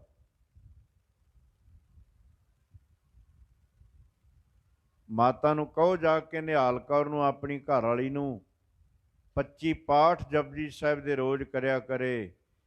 ਜਿੰਨੇ ਉਹਦੀ ਕੁੱਖੋਂ ਜਨਮ ਲੈਣਾ, ਉਹਨੇ ਗੁਰੂ ਨਾਨਕ ਦੀ ਗੱਦੀ ਦਾ ਮਾਲਕ ਬਣਨਾ ਹੈ। ਤੇ ਅੱਜ ਫਿਰ ਮਾਵਾਂ ਦਾ ਆਪਣਾ ਜੀਵਨ ਕਿਹੋ ਜਿਹਾ ਹੈ? ਸੂਰਮੇ ਪੈਦਾ ਹੋਣਗੇ? ਨਹੀਂ, ਨਚਾਰ ਪੈਦਾ ਤਾਂ ਹੋ ਸਕਦੇ ਨੇ, ਸੂਰਮੇ ਨਹੀਂ ਹੋਣੇ। ਇਸ ਕਰਕੇ ਸਿੱਖਾਂ ਦੇ ਪੁੱਤਰ ਡਾਂਸ ਸਿੱਖਦੇ ਆ, ਡਾਂਸ। ਉਂਝ ਪੰਜਾਬੀ ਚਾਖੀ ਤਾਂ ਨਚਾਰ ਬਣਨਾ ਸਿੱਖਦੇ ਨੇ, ਡਾਂਸ ਤਾਂ ਅੰਗਰੇਜ਼ੀ ਦੀ ਗੱਲ ਹੈ। ਵੈਸੇ ਅੰਗਰੇਜ਼ੀ 'ਚ ਕਹਿੰਦੇ ਨੇ। ਕਿੱਡੀ ਸ਼ਰਮ ਦੀ ਗੱਲ ਹੈ, ਇੱਕ ਸੂਰਬੀਰ ਕੌਮ ਅੱਜ ਨਚਾਰਾਂ ਤੇ ਆ ਕੇ ਖੜ ਗਏ ਨੇ, ਨੱਚਣਾ ਸਿੱਖਦੇ ਫਿਰਦੇ ਨੇ। ਇੱਥੇ ਤਾਂ ਹਰ ਇੱਕ ਪਿੰਡ 'ਚ ਗੱਤਕੇ ਦਾ ਅਖਾੜਾ ਚਾਹੀਦਾ ਹੈ, ਹਰ ਇੱਕ ਪਿੰਡ 'ਚ ਕੁਸ਼ਤੀ ਦਾ ਅਖਾੜਾ ਚਾਹੀਦਾ ਹੈ, ਹਰ ਇੱਕ ਪਿੰਡ ਦੇ ਵਿੱਚ ਕਬੱਡੀ ਦਾ ਅਖਾੜਾ ਚਾਹੀਦਾ ਹੈ, ਜਿੱਥੇ ਹਰ ਇੱਕ ਪਿੰਡ ਠੇਕਾ ਖੁੱਲ੍ਹਿਆ ਹੈ। ਇਹ ਪਿੰਡ ਦੇ ਪੰਚਾਇਤ ਨੇ ਅੱਕ ਲਾਤਾ ਨੌਜਵਾਨੀ ਦੀਆਂ ਜੜ੍ਹਾਂ ਦੇ ਵਿੱਚ, ਬੜੀ ਵੱਡੀ। ਤੁਸੀਂ ਗੁਰਦੁਆਰੇ ਵੀ 3 ਨੇ, ਪਰ ਠੇਕੇ ਵੀ ਦੋਹਾਂ ਪਾਸੇ ਹੋਣੇ ਚਾਹੀਦੇ। ਸਕੂਲ ਬੰਦ ਰਹਿਣਗੇ, ਠੇਕੇ ਖੁੱਲ੍ਹੇ ਰਹਿਣਗੇ। ਦੇਸ਼ ਹੁਣ ਤੇ ਤਰੱਕੀ 'ਚ ਜਾ ਰਿਹਾ, ਦੇਖੋ ਕਿੰਨੀ ਤਰੱਕੀ 'ਚ ਜਾ ਰਿਹਾ। ਉਦੋਂ ਸਿਆਣੇ ਲੋਕ ਆਪਾਂ ਅੱਜ ਵੀ ਝੰਡੇ ਚੁੱਕੀ ਫਿਰਨੇ ਆ, ਜਿਨ੍ਹਾਂ ਦੇ ਸਾਹਮਣੇ ਗੁਰੂ ਗ੍ਰੰਥ ਸਾਹਿਬ ਦੇ ਅੰਗ ਪਾੜ ਕੇ ਨਾਲੀਆਂ ਸਿੱਟੇ ਹੋਣ, ਰੈਲੀਆਂ 'ਚ ਫਿਰ ਅੱਪੜੇ ਹੁੰਦੇ ਆ। ਪਤਾ ਨਹੀਂ ਕਿੱਧਰ ਤੁਰ ਗਈ ਜ਼ਮੀਰ ਸਾਡੀ, ਅਣਖ ਕਿੱਧਰ ਗਈ। ਅਸੀਂ ਜੋੜ ਮੇਲੇ ਮਨਾਉਂਦੇ ਹਾਂ, ਸਾਹਿਬਜ਼ਾਦਿਆਂ ਦੀ ਸ਼ਹੀਦੀ, 9ਵੇਂ ਪਾਤਸ਼ਾਹ ਸ਼ਹਾਦਤ ਮਨਾਉਂਦੇ ਹਾਂ। ਉਹ ਗੁਰੂ ਗ੍ਰੰਥ ਸਾਹਿਬ ਦੀ ਬੇਅਦਬੀ ਭੁੱਲ ਗਈ ਤੁਹਾਨੂੰ? ਉਹਦੇ ਅੰਗ ਪਾੜ ਕੇ ਗਲੇ ਸ਼ਹੀਦੀ ਨਹੀਂ ਹੋਈ? ਤੇ ਸਿੱਖਾ ਤੇਰੇ ਇੰਨਾ ਖੂਨ ਚਿੱਟਾ ਹੋ ਗਿਆ ਕਿ ਤੂੰ ਅੱਜ ਫੇਰ ਉੱਥੇ ਇਕੱਠੇ ਤੁਰਿਆ ਫਿਰਨਾ। ਕੌਣ ਸਮਝਾਏਗਾ ਆਪਾਂ ਨੂੰ? ਇਹ ਤਾਂ ਹਾਲਾਤ ਇਸ ਤਰ੍ਹਾਂ ਹੀ ਬਣੇ ਰਹਿਣਗੇ ਜਿਹੜੇ ਸਦੀਆਂ ਤੋਂ ਬਣੇ ਆਏ। ਕਦੋਂ ਅੱਖਾਂ ਖੁੱਲਣਗੀਆਂ ਸਾਡੀਆਂ? ਜੇ ਹੁਣ ਵੀ ਨਾ ਖੁੱਲੀਆਂ, ਫਿਰ ਲੋੜ ਹੀ ਨਹੀਂ ਪੈਣੀ ਹੈ ਤੁਹਾਨੂੰ ਅੱਖਾਂ ਖੋਲ੍ਹਣ ਦੀ। ਫਿਰ ਸਦੀਆਂ ਤੱਕ ਮਿਟੀਆਂ ਹੀ ਰਹਿਣਗੀਆਂ। ਫਿਰ ਗੁਲਾਮੀ ਦੇ ਜੂਲੇ ਦੇ ਥੱਲੇ ਹੀ ਲੰਘੇਗੀ ਜਿਹੜੀ ਲੰਘੇਗੀ ਗੱਲ। ਅੱਜ ਸਮਾਂ ਹੈ ਜਾਗਣ ਦਾ।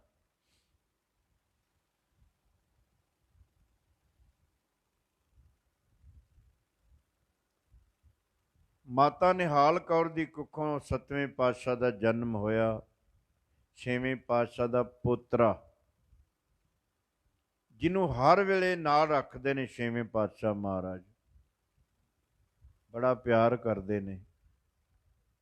ਤੇ ਗੁਰੂ ਨਾਨਕ ਦੀ ਹਰ ਗੱਲ, ਗੁਰੂ ਨਾਨਕ ਦੇ ਘਰ ਦੀ ਮਰਿਆਦਾ 'ਚ ਪਰਪੱਕ ਕਰ ਰਹੇ ਨੇ ਆਪਣੇ ਪੋਤਰੇ ਨੂੰ।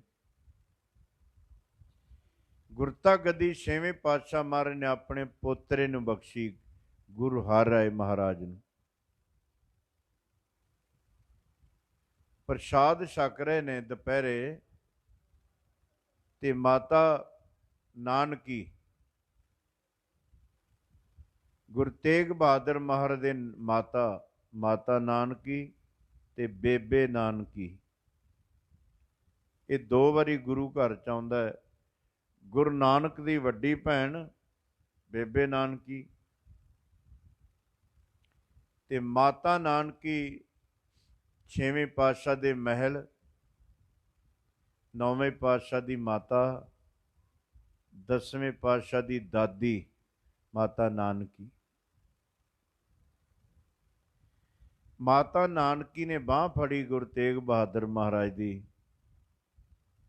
ਆ ਕੇ ਛੇਵੇਂ ਪਾਤਸ਼ਾਹ ਨੂੰ ਕਹਿੰਦੇ ਨੇ, ਸੱਚੇ ਪਾਤਸ਼ਾਹ ਤੁਹਾਡੇ ਬਾਕੀ ਸਾਹਿਬਜ਼ਾਦੇ ਚਤਰ ਚਲਾਕ ਨੇ, ਮੇਰਾ ਪੁੱਤਰ ਭੋਲਾ ਭਾਲਾ ਅੱਖਾਂ ਮੀਟ ਕੇ ਬੈਠਾ ਰਹਿੰਦਾ ਹੈ, ਕਿਸੇ ਨਾਲ ਮੇਲ ਮਿਲਾਪ ਨਹੀਂ ਰੱਖਦੇ।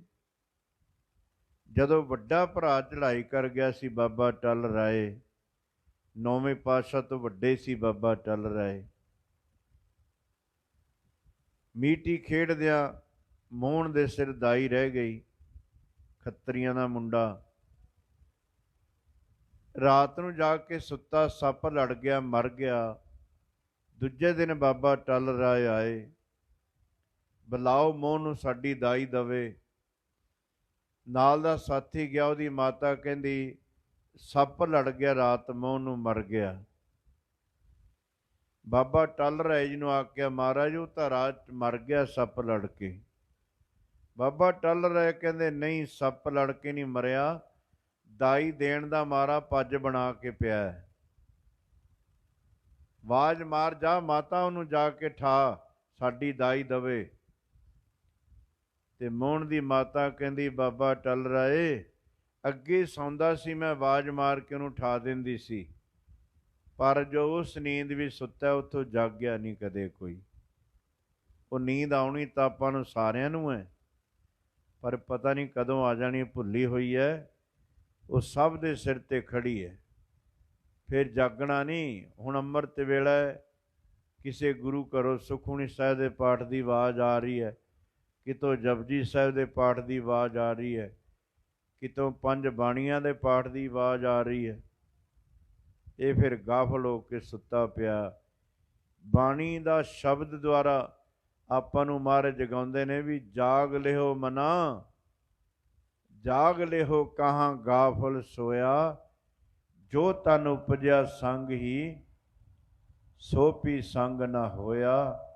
ਹੁਣ ਨਹੀਂ ਜਾਗਿਆ ਤਾਂ ਫਿਰ 84 ਲੱਖ ਜੂਨ ਭੋਗਣ ਤੋਂ ਬਾਅਦ ਫਿਰ ਤੇਰੀ ਅੱਖ ਖੁੱਲ੍ਹੇਗੀ। ਕਲਪ ਯੁੱਗ ਸੁੱਤਿਆਂ ਦੇ ਲੰਘ ਜਾਣਗੇ। ਹੁਣ ਜਾਗਿਆ ਕਰ ਭਲਿਆ, ਅੰਮ੍ਰਿਤ ਵੇਲੇ ਦਰਸ਼ਨ ਕਰਿਆ ਕਰ, ਹਾਜ਼ਰੀ ਭਰਿਆ ਕਰ ਮਰ ਦੇ ਚਰਨਾਂ 'ਚ।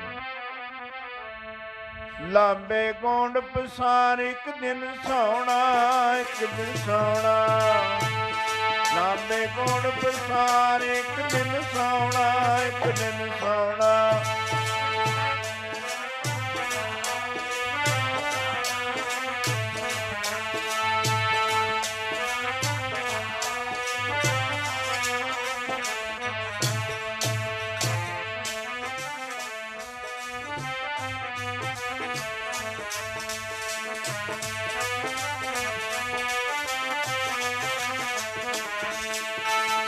ਲਾਂਬੇ ਗੋਂਡ ਪਸਾਰ ਇੱਕ ਦਿਨ ਸੌਣਾ, ਇੱਕ ਦਿਨ।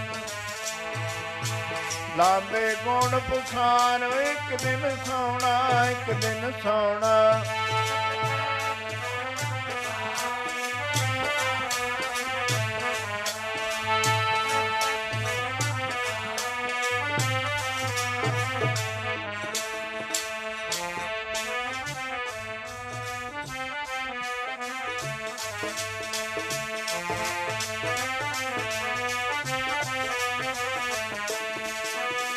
ਕਬੀਰ ਸੁੱਤਾ ਕਿਆ ਕਰੇ, ਉੱਠ ਕੇ ਨ ਜਪੈ ਮੁਰਾ। ਇੱਕ ਦਿਨ ਸੋਵਣ ਹੋਏ ਗੋ, ਲਾਂਬੇ ਗੋਂਡ ਪਸਾਰ। ਮੋਹਣ ਦੀ ਮਾਤਾ ਕਹਿੰਦੀ, ਮਹਾਰਾਜ ਮੇਰੀ ਆਵਾਜ਼ ਮਾਰੇ ਤੇ ਨਹੀਂ ਜਾਗਦਾ, ਜਿਹੜੀ ਨੀਂਦ 'ਚ ਸੌਂ ਗਿਆ। ਬਾਬਾ ਟਲ ਰਾਏ ਅੱਗੇ ਅੱਗੇ ਮਗਰ ਉਹਨਾਂ ਦੇ ਸਾਥੀ। ਵਿਹੜੇ 'ਚ ਪਿਆ, ਮੋਹਣ ਉੱਤੇ ਚਾਦਰ ਦਿੱਤੀ ਹੋਈ ਹੈ, ਮੂੰਹ ਤੋਂ ਪਰਾਂ ਚਾਦਰ ਲਾ ਕੇ ਗਲ 'ਚ ਖੁੰਡੀ ਪਾ ਕੇ ਖਿੱਚ ਕੇ ਬੈਠਾ ਕਰ ਲਿਆ। ਚੱਲੋ ਸਾਡੀ ਦਾਈ ਦੇ ਇੱਥੇ ਪੱਜ ਬਣਾ ਕੇ ਪਿਆ। ਉੱਠ ਕੇ ਬਾਬਾ ਟਲ ਰਾਏ ਦੇ ਨਾਲ ਖੇਡਣ ਲੱਗ ਪਿਆ ਮੋਹਣ। ਇਹ ਗੱਲ ਸਾਰੇ ਸ਼ਹਿਰ 'ਚ ਫੈਲ ਗਈ, ਅੰਮ੍ਰਿਤਸਰ ਵਿੱਚ, ਵੀ ਗੁਰੂ ਤਾਂ ਸ਼ਕਤੀਮਾਨ ਨੇ, ਪਰ ਗੁਰੂ ਕੇ ਪੁੱਤਰ ਵੀ ਘੱਟ ਨਹੀਂ। ਛੇਵੇਂ ਪਾਤਸ਼ਾਹ ਮਹਾਰਾਜ ਕੋਲ ਵੀ ਖਬਰ ਪਹੁੰਚ ਗਈ। ਖੇਡ ਕੇ ਆਏ ਬਾਬਾ ਟਲ ਰਾਏ, ਨਮਸਕਾਰ ਕੀਤੀ ਆ ਕੇ। ਛੇਵੇਂ ਪਾਤਸ਼ਾਹ ਨੇ ਇੱਕ ਪਾਸੇ ਨੂੰ ਮੁੱਖ ਕਰ ਲਿਆ।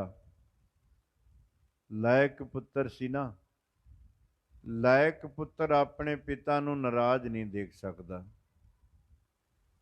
ਤੇ ਅੱਜ ਕੱਲ੍ਹ ਤਾਂ ਸਾਰੇ ਹੀ ਲਾਇਕ ਨੇ, ਕਿਉਂਕਿ ਪਿਤਾ ਨੂੰ ਦੁਖੀ ਕਰਨ ਤੋਂ ਬਿਨਾਂ ਇਹਨਾਂ ਨੂੰ ਸੁੱਖ ਮਿਲਦਾ ਹੀ ਨਹੀਂ ਹੈ। ਤੇ ਜਿਹਦਾ ਮਾਂ ਪਿਓ ਦੁਖੀ ਹੈ ਨਾ, ਉਹ ਜਿੰਨੇ ਮਰਜ਼ੀ ਧਾਰਮਿਕ ਸਥਾਨਾਂ ਤੇ ਨੱਕ ਰਗੜ ਲਓ ਜਾ ਜਾ ਕੇ, ਤੁਹਾਨੂੰ ਮਿਲਣਾ ਕੱਖ ਨਹੀਂ ਉੱਥੋਂ। ਜਿੰਨਾ ਚਿਰ ਮਾਂ ਪਿਓ ਨਹੀਂ ਨਾ ਖੁਸ਼ੀ ਹੁੰਦੇ, ਰੱਬ ਨਹੀਂ ਖੁਸ਼ ਹੋਣਾ ਤੁਹਾਡੇ। ਲਾਇਕ ਸੀ ਪਿਤਾ ਜੀ ਸੱਚੇ ਪਾਤਸ਼ਾਹ ਨਾਰਾਜ਼ ਹੋ। ਛੇਵੇਂ ਪਾਤਸ਼ਾਹ ਕਹਿੰਦੇ ਟਲ ਰਾਏ, ਪੁੱਤਰ ਕਿਹਨੂੰ ਨਹੀਂ ਪਿਆਰੇ, ਰਾਜਿਆਂ ਦੇ ਵੀ ਮਰਨੇ ਹੈ, ਅਮੀਰਾਂ ਦੇ ਵੀ ਮਰਨੇ ਨੇ। ਜਿਹਦਾ ਮਰਿਆ ਕਰੇਗਾ ਇੱਥੇ ਲਿਆ ਕੇ ਰੱਖ ਦਿਆ ਕਰਨਗੇ ਗੁਰੂ ਨਾਨਕ ਦੇ ਘਰ 'ਚ, ਇਹ ਮੁਰਦ ਘਾਟ ਬਣ ਜਾਏਗਾ। ਪੁੱਤਰ ਕਿਹਨੂੰ ਨਹੀਂ ਪਿਆਰੇ, ਜੇ ਤਾਂ ਜਿਉਂਦੇ ਕਰੋਗੇ ਤਾਂ ਰੱਬ ਦੇ ਸ਼ਰੀਕ ਬਣ ਜਾਓਗੇ, ਤੇ ਜੇ ਨਾ ਕਰੋਗੇ ਉਹਨਾਂ ਨਾਲ ਵੈਰ ਪੈ ਜਾਏਗਾ ਵੀ ਤੁਸੀਂ ਖੱਤਰੀਆਂ ਦਾ ਮੁੰਡਾ ਜਿਉਂਦਾ ਕੀਤਾ ਸੀ ਤੇ ਸਾਨੂੰ ਕਿਹੜਾ ਦੁਪਰਿਆਰੇ ਨੇ। ਹੁਣ ਦੋ ਕਿਰਪਾਨਾਂ ਨਹੀਂ ਮਿਆਨ 'ਚ ਪੈਣੀਆਂ, ਜਾਂ ਤਾਂ ਤੁਸੀਂ ਰਹੋ ਜਾਂ ਅਸੀਂ ਰਹਾਂਗੇ। ਚੁੱਪ ਕਰਕੇ ਬਾਬਾ ਟਲ ਰਾਏ ਉੱਥੋਂ ਚਲੇ ਗਏ। 4 ਪ੍ਰਕਰਮਾਂ ਹਰਿਮੰਦਰ ਸਾਹਿਬ ਦੀਆਂ ਕੀਤੀਆਂ, ਮੱਥਾ ਟੇਕਿਆ, ਕੱਖਾਂ ਦਾ ਆਸਣ ਵਿਛਾਇਆ, ਚਾਦਰ ਲਈ ਉੱਤੇ, ਸਰੀਰ ਇਸ ਤਰ੍ਹਾਂ ਤਿਆਗ ਦਿੱਤਾ ਜਿਵੇਂ ਸੱਪ ਕੰਜ ਛੱਡ ਕੇ ਤੁਰ ਜਾਂਦਾ।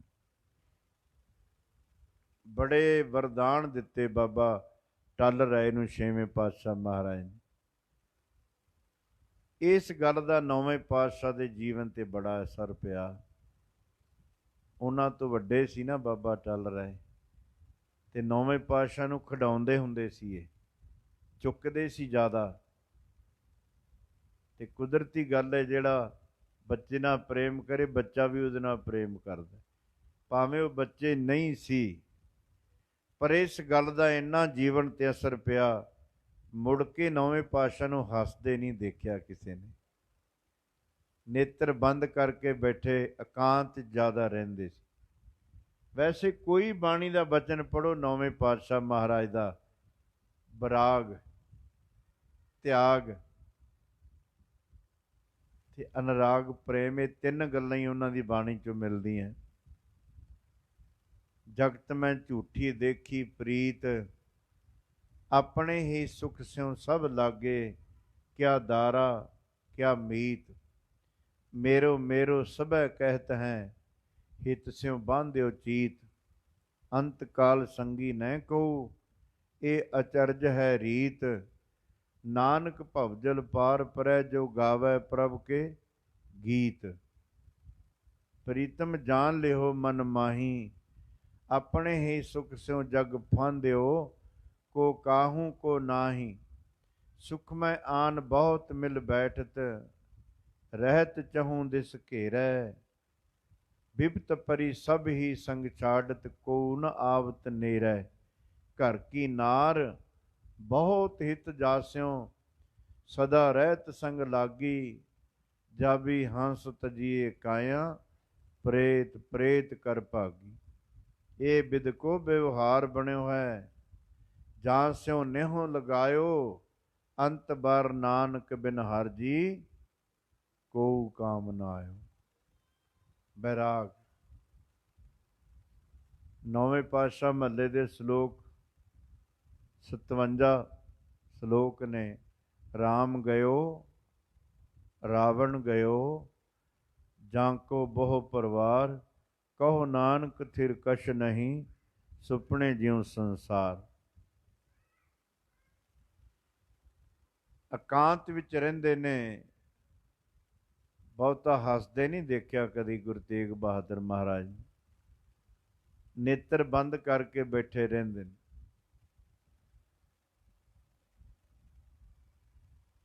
ਮਾਤਾ ਨਾਨਕੀ ਕਹਿੰਦੀ ਛੇਵੇਂ ਪਾਤਸ਼ਾਹ ਨੂੰ, ਮਹਾਰਾਜ ਬਾਕੀ ਤੁਹਾਡੇ ਸਾਹਿਬਜ਼ਾਦੇ ਚਤਰ ਚਲਾਕ ਨੇ, ਸੰਗਤ ਨਾਲ ਮੇਲ ਮਿਲਾਪ ਰੱਖਦੇ ਨੇ, ਮੇਰਾ ਪੁੱਤਰ ਭੋਲਾ ਭਾਲਾ ਅੱਖਾਂ ਮੀਟ ਕੇ ਬੈਠਾ ਰਹਿੰਦਾ ਹੈ, ਇਹਨੂੰ ਕੌਣ ਜਾਣੇਗਾ, ਕੌਣ ਮੰਨੇਗਾ। ਧੰਨ ਗੁਰੂ ਹਰਗੋਬਿੰਦ ਮਹਾਰਾਜ ਕਹਿਣ ਲੱਗੇ, ਭਲੀਏ ਰੱਬ ਤਾਂ ਮਿਲਦਾ ਹੀ ਭੋਲਿਆਂ ਭਾਲਿਆਂ ਨੂੰ ਹੈ। ਜਿੱਥੇ ਚਲਾਕੀ ਹੈ, ਜਿੱਥੇ ਦਿਖਾਵਾ ਹੋਰ ਹੈ, ਗੱਲਾਂ ਹੋਰ ਨੇ, ਉੱਥੇ ਰੱਬ ਦਾ ਕੀ ਕੰਮ ਹੈ।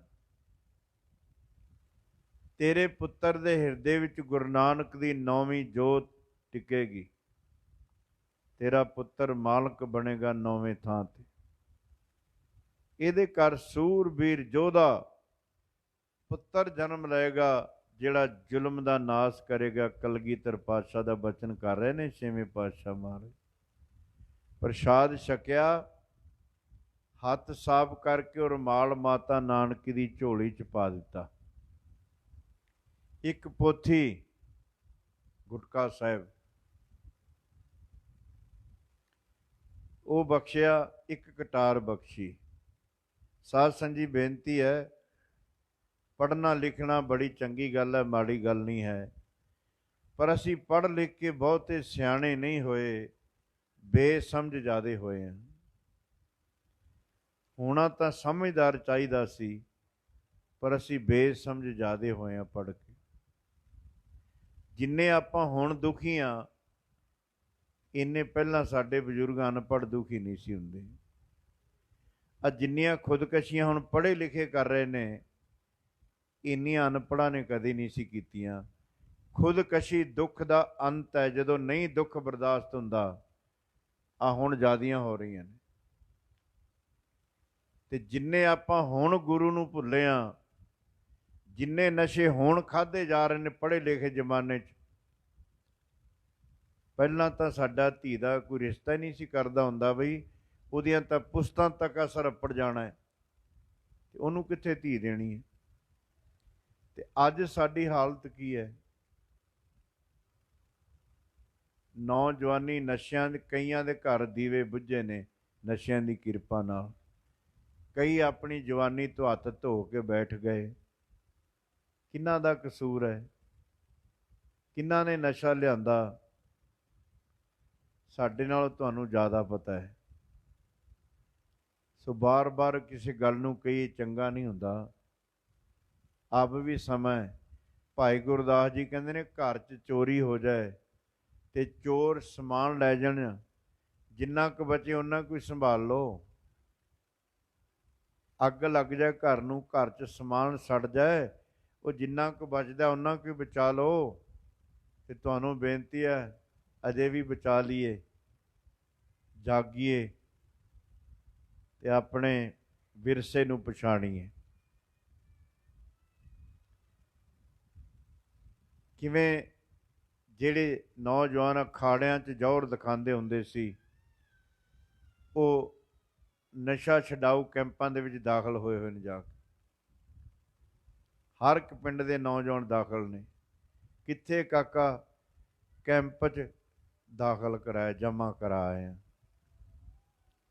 ਕਿੱਧਰ ਨੂੰ ਬਰਬਾਦੀ ਹੋਈ, ਕਿਵੇਂ ਸਾਡੀ, ਕਿਵੇਂ ਸਾਨੂੰ ਭੱਠੀਆਂ ਨੇ ਸਾੜ ਸਾੜ ਕੇ ਵੇਖ ਲਿਆ, ਆਰਿਆਂ ਨੇ ਚੀਰ ਲਿਆ ਸਾਨੂੰ। ਪਰ ਸਾਧ ਸੰਗਤ ਜੀ, ਸਾਡਿਆਂ ਨੇ ਆਪ ਸਾਨੂੰ ਖਤਮ ਕਰ ਦਿੱਤਾ ਨਸ਼ਿਆਂ ਵਿੱਚ ਗੁਲਤਾਨ ਕਰਕੇ।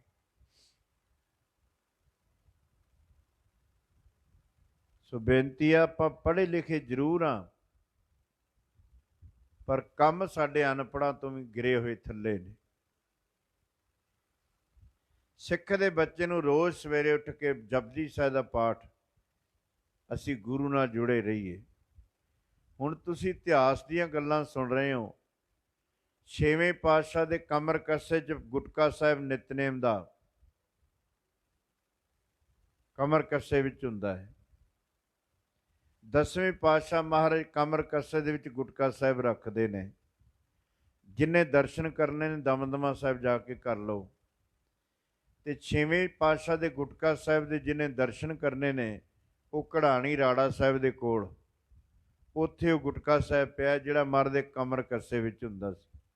ਸਿੱਖਾ, ਉਹ ਗੁਰੂ ਨੂੰ ਲੋੜ ਹੈ ਪੋਥੀਆਂ ਦੀ, ਗੁਟਕਾ ਸਾਹਿਬ ਦੀ ਤੈਨੂੰ ਲੋੜ ਨਹੀਂ ਹੈ। ਕੋਈ ਭਾਗਾਂ ਵਾਲਾ ਘਰ ਹੋਏਗਾ ਜਿਹਦੇ ਘਰ ਨਿਤਨੇਮ ਦਾ ਗੁਟਕਾ ਸਾਹਿਬ ਮਿਲ ਜਾਏਗਾ। ਅੱਜ ਕਿਉਂ ਖੱਜਲ ਖੁਆਰ ਹੋ ਰਹੇ ਆਪਾਂ? ਜਿਹਨੂੰ ਪੁੱਛੋ ਅਸੀਂ ਦੁਖੀ ਬਣਿਆ ਕਿਉਂ? ਦੁੱਖ ਦਾ ਕਾਰਨ ਮਹਾਰਾਜ ਦੱਸਦੇ ਨੇ, ਹਰ ਬਿਸਰਤ ਸਦਾ ਖੁਆਰੀ ਜੀ, ਹਰ ਬਿਸਰਤ ਸਦਾ, ਬਿਸਰਤ ਸਦਾ ਖੁਆਰੀ, ਬਿਸਰਤ ਸਦਾ ਖੁਆਰੀ।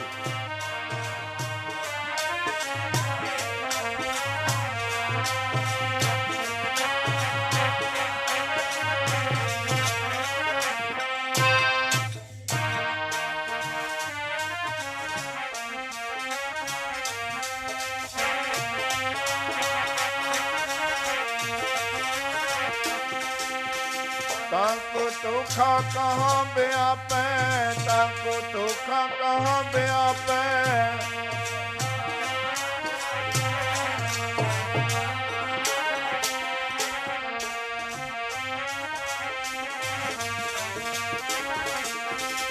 जा कोट तुम्हारी जी, हर बिसरत सदा,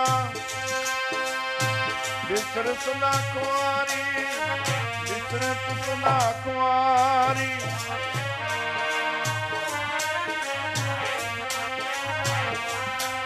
हर बिसरत सदा कुआरी।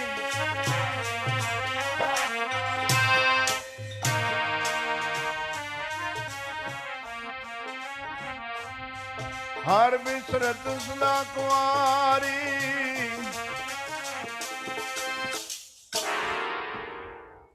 हर बिसरत सदा खुआरी। ਜਦੋਂ ਗੁਰੂ ਭੁੱਲ ਗਿਆ, ਪਰਮੇਸ਼ਰ ਭੁੱਲ ਗਿਆ, ਫਿਰ ਮਹਾਰਾਜ ਕਹਿੰਦੇ ਨੇ ਖੱਜਲ ਖੁਆਰੀ ਤੋਂ ਬਿਨਾਂ ਹੋਰ ਕੁਛ ਹੱਥ ਨਹੀਂ ਲੱਗੇਗਾ ਤੇਰੇ। ਅਸੀਂ ਬਾਣੀ ਨੂੰ, ਨਾਮ ਨੂੰ ਭੁੱਲ ਕੇ ਦੁਨੀਆ ਦੇ ਮਗਰ ਤੁਰੇ। ਅੱਜ ਹਾਲਾਤ ਸਾਡੇ ਨੇ ਜਿਹੜੇ, ਜਿਹਨੂੰ ਪੁੱਛੋ ਕਹਿੰਦਾ ਮੈਂ ਦੁਖੀ ਬਹੁਤ, ਮੇਰੇ ਵਰਗਾ ਕੋਈ ਦੁਖੀ ਨਹੀਂ। ਇੱਕ ਪੋਥੀ, ਇੱਕ ਕਟਾਰ, ਇੱਕ ਰੁਮਾਲ ਮਾਤਾ ਨਾਨਕੀ ਦੀ ਝੋਲੀ 'ਚ ਪਾਇਆ ਛੇਵੇਂ ਪਾਤਸ਼ਾਹ ਮਹਾਰਾਜ, ਤੇ ਆਖਿਆ ਤੁਸੀਂ ਬਕਾਲੇ ਚਲੇ ਜਾਓ। ਪਹਿਲਾਂ ਕੱਲਾ ਬਕਾਲਾ ਸੀ, ਗੁਰੂ ਤੇਗ ਬਹਾਦਰ ਮਹਾਰਾਜ ਨੇ ਤਪ ਕੀਤਾ, ਨਾਮ ਬਾਬਾ ਬਕਾਲਾ ਬਣ ਗਿਆ। ਇਹ ਮਾਤਾ ਨਾਨਕੀ ਦਾ ਪੇਕਾ ਨਗਰ ਹੈ। ਨੌਵੇਂ ਪਾਤਸ਼ਾਹ ਦੇ ਨਾਨਕੇ ਬਾਬੇ ਬਕਾਲੇ 'ਚ। ਇੱਥੇ ਗੁਰੂ ਤੇਗ ਬਹਾਦਰ ਮਹਾਰਾਜ ਨੇ ਭੋਰੇ ਵਿੱਚ, ਅੱਜ ਵੀ ਬਣਿਆ ਭੋਰਾ ਉੱਥੇ, ਹੁਣ ਅੰਦਰ ਨਹੀਂ ਜਾਣ ਦਿੰਦੇ, ਪਹਿਲਾਂ ਅੰਦਰ ਜਾ ਕੇ ਵੀ ਦਰਸ਼ਨ ਹੁੰਦੇ ਸੀ। 4.5 ਫੁੱਟ ਚੌੜਾ ਤੇ 4.5 ਫੁੱਟ ਉੱਚਾ, ਜਿਹਦੇ 'ਚ 26 ਸਾਲ 9 ਮਹੀਨੇ 13 ਦਿਨ ਮਹਾਰਾਜ ਨੇ ਸਾਧਨਾ ਕੀਤੀ ਹੈ। ਇਹ ਕਾਹਦੀ ਤਿਆਰੀ ਹੋ ਰਹੀ ਹੈ? ਉਹ ਜਿਹੜੇ ਪਿੰਜਰੇ 'ਚ ਬੰਦ ਕੀਤਾ ਸੀ ਨਾ ਗੁਰੂ ਤੇਗ ਬਹਾਦਰ ਮਹਾਰਾਜ ਨੂੰ, ਉਹਦੇ 'ਚ ਨਾ ਖੜ ਸਕਦੇ ਸੀ, ਨਾ ਬੈਠ ਸਕਦੇ ਸੀ, ਤੇ ਸਿੱਖਾਂ ਅੰਦਰ ਨੂੰ ਮੁੜੀਆਂ ਹੋਈਆਂ ਸੀ। ਇਹ ਇਬਾਦਤ ਹੋ ਰਹੀ ਹੈ ਸ਼ਹਾਦਤ ਦੀ ਤਿਆਰੀ ਵਾਸਤੇ। ਇਬਾਦਤ ਤੋਂ ਸ਼ਹਾਦਤ, ਤਪ ਤਾਂ ਕਰ ਰਹੇ ਨੇ। ਤੁਹਾਨੂੰ ਬੇਨਤੀ ਹੈ, ਸ਼ਹੀਦੀ ਉਹ ਦਿੰਦਾ ਹੈ ਜਿਹੜਾ ਬਾਣੀ ਦਾ ਅਭਿਆਸੀ ਹੈ ਤੇ ਨਾਮ ਦਾ ਅਭਿਆਸੀ ਹੈ। ਜਿਹੜਾ ਕਿਤਾਬਾਂ ਪੜ੍ਹਨ ਵਾਲੇ ਕਦੇ ਸ਼ਹਾਦਤ ਨਹੀਂ ਦਿੰਦੇ, ਉਹ ਤਾਂ ਅੱਗ ਲਾ ਕੇ ਕੁੱਤਾ ਰੂੜੀ ਤੇ ਚੜ੍ਹਿਆ ਹੁੰਦਾ ਹੈ। ਇਤਿਹਾਸ ਅਗਵਾਹ ਹੈ, ਸ਼ਹੀਦੀਆਂ ਉਹ ਪਾਉਂਦੇ ਨੇ ਜਿਨ੍ਹਾਂ ਦੀ ਸੁਰਤ ਆਪਣੇ ਸਰੀਰ ਤੋਂ ਉੱਚੀ ਹੋ ਜਾਂਦੀ ਸ਼ਬਦ ਦੀ ਕਮਾਈ ਕਰਕੇ। ਉਹ ਚਾਹੁੰਦੇ ਨੇ ਠੀਕਰਾ ਹੁਣ ਕੌਮ ਵਾਸਤੇ, ਧਰਮ ਵਾਸਤੇ, ਦੇਸ਼ ਵਾਸਤੇ ਫੋੜ ਕੇ ਇਹਨੂੰ ਲੇਖੇ ਲਾ ਦਈਏ। ਜਦੋਂ ਦੁਨੀਆ ਦੇ ਲੋਕ ਕਹਿਣ ਲੱਗ ਪੈਂਦੇ ਨੇ ਝੂਠੀ ਗੱਲ ਹੈ, 26 ਸਾਲ ਮਹਾਰਾਜ ਉੱਤੇ ਭੋਰੇ 'ਚ ਕਿੱਥੇ ਰਹੇ ਨੇ, ਜਦੋਂ ਲੋਕ ਸਵਾਲ ਪੈਦਾ ਕਰਨ ਲੱਗ ਜਾਣ ਇਤਿਹਾਸ ਉੱਤੇ, ਫਿਰ ਗੁਰੂ ਕੇ ਸਿੱਖਾਂ ਨੂੰ ਇਤਿਹਾਸ ਨਵਾਂ ਕਰਨਾ ਪੈਂਦਾ ਹੈ। ਜਿਵੇਂ ਆਪਾਂ ਰਿਨਿਊ ਕਹਿੰਦੇ ਨਾ, ਰਿਨਿਊ ਨਵਾਂ ਕਰ ਦਿੰਦੇ। ਜਦੋਂ ਦਿਮਾਗ ਫੇਰੇ ਵਾਲੇ ਲੋਕ ਕਹਿਣ ਲੱਗ ਜਾਣ ਕਿ ਭਾਈ ਦਿਆਲੇ ਨੂੰ ਦੇਗ 'ਚ ਨਹੀਂ ਬਾਲਿਆ, ਫਿਰ ਭਾਈ ਬਲਦੇਵ ਸਿੰਘ ਦੇਬੂ ਨੂੰ ਬਾਲਿਆ ਜਾਂਦਾ 96 ਦੇ ਵਿੱਚ। ਉਬਲਦੇ ਪਾਣੀ 'ਚ ਬਿਠਾਇਆ ਜਾਂਦਾ ਭਾਈ ਬਲਦੇਵ ਸਿੰਘ ਦੇਬੂ, ਹੱਥ ਪੈਰ ਨੂੜ ਕੇ, ਤੇ ਗੁਰੂ ਦਾ ਲਾਲ ਵਾਹਿਗੁਰੂ ਵਾਹਿਗੁਰੂ ਜਪਦਾ ਸਰੀਰ ਛੱਡ ਜਾਂਦਾ ਹੈ, ਨਾ ਹਾਏ ਨਾ ਸੀ।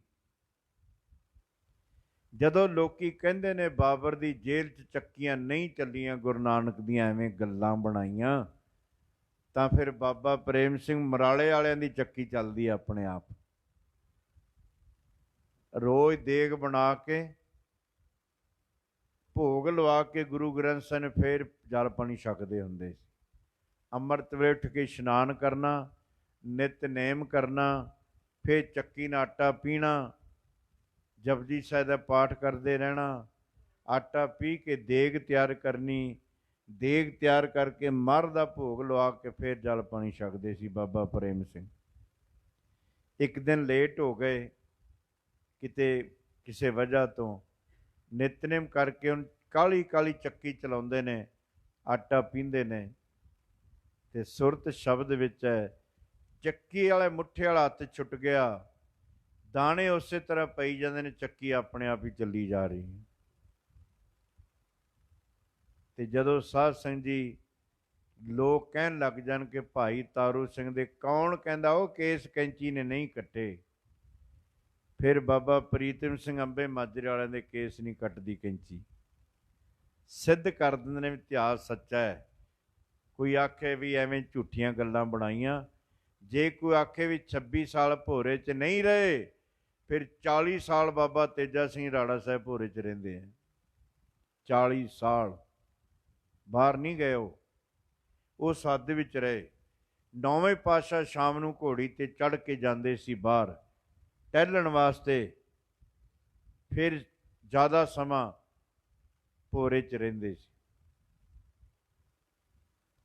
ਇੱਧਰ 8ਵੇਂ ਪਾਤਸ਼ਾਹ ਮਹਾਰਾਜ ਦਿੱਲੀ ਚੇਚਕ ਦੀ ਬਿਮਾਰੀ ਫੈਲੀ ਹੈ, ਬੇਨਤੀ ਕੀਤੀ, ਦਿੱਲੀ ਗਏ, ਸਾਰੀ ਦਿੱਲੀ ਦੀ ਚੇਚਕ ਹਟਾ ਦਿੱਤੀ, ਤੇ ਆਪ ਆਪਣੇ ਸਰੀਰ ਤੇ ਲੈ ਕੇ ਜਮਨਾ ਦੇ ਕਿਨਾਰੇ ਸਰੀਰ ਤਿਆਗ ਕਰਨ ਲੱਗੇ।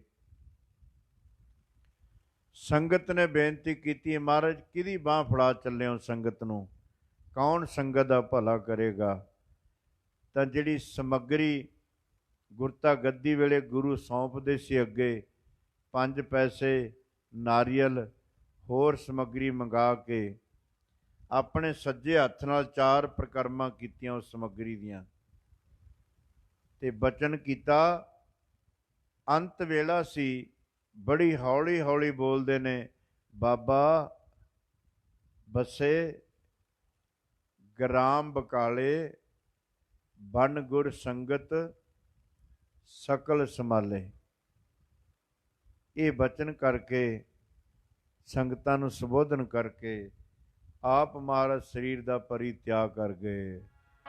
ਵਸਦੇ ਗ੍ਰਾਮ ਬਕਾਲੇ ਬਾਬਾ, ਵਸਦੇ ਬਾਬਾ, ਵਸਦੇ ਗ੍ਰਾਮ ਬਕਾਲੇ ਬਾਬਾ, ਵਸਦੇ ਬਾਬਾ, ਵਸਦਾ।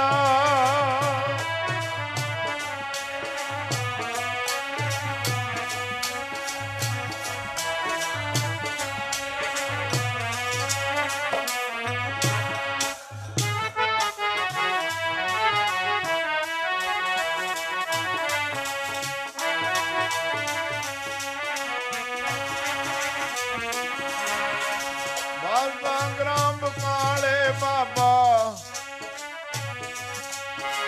ਉਹ ਵਸਦਾ ਗ੍ਰਾਮ ਬਕਾਲੇ ਬਾਬਾ, ਵਸਦਾ ਬਾਬਾ, ਵਸਦਾ।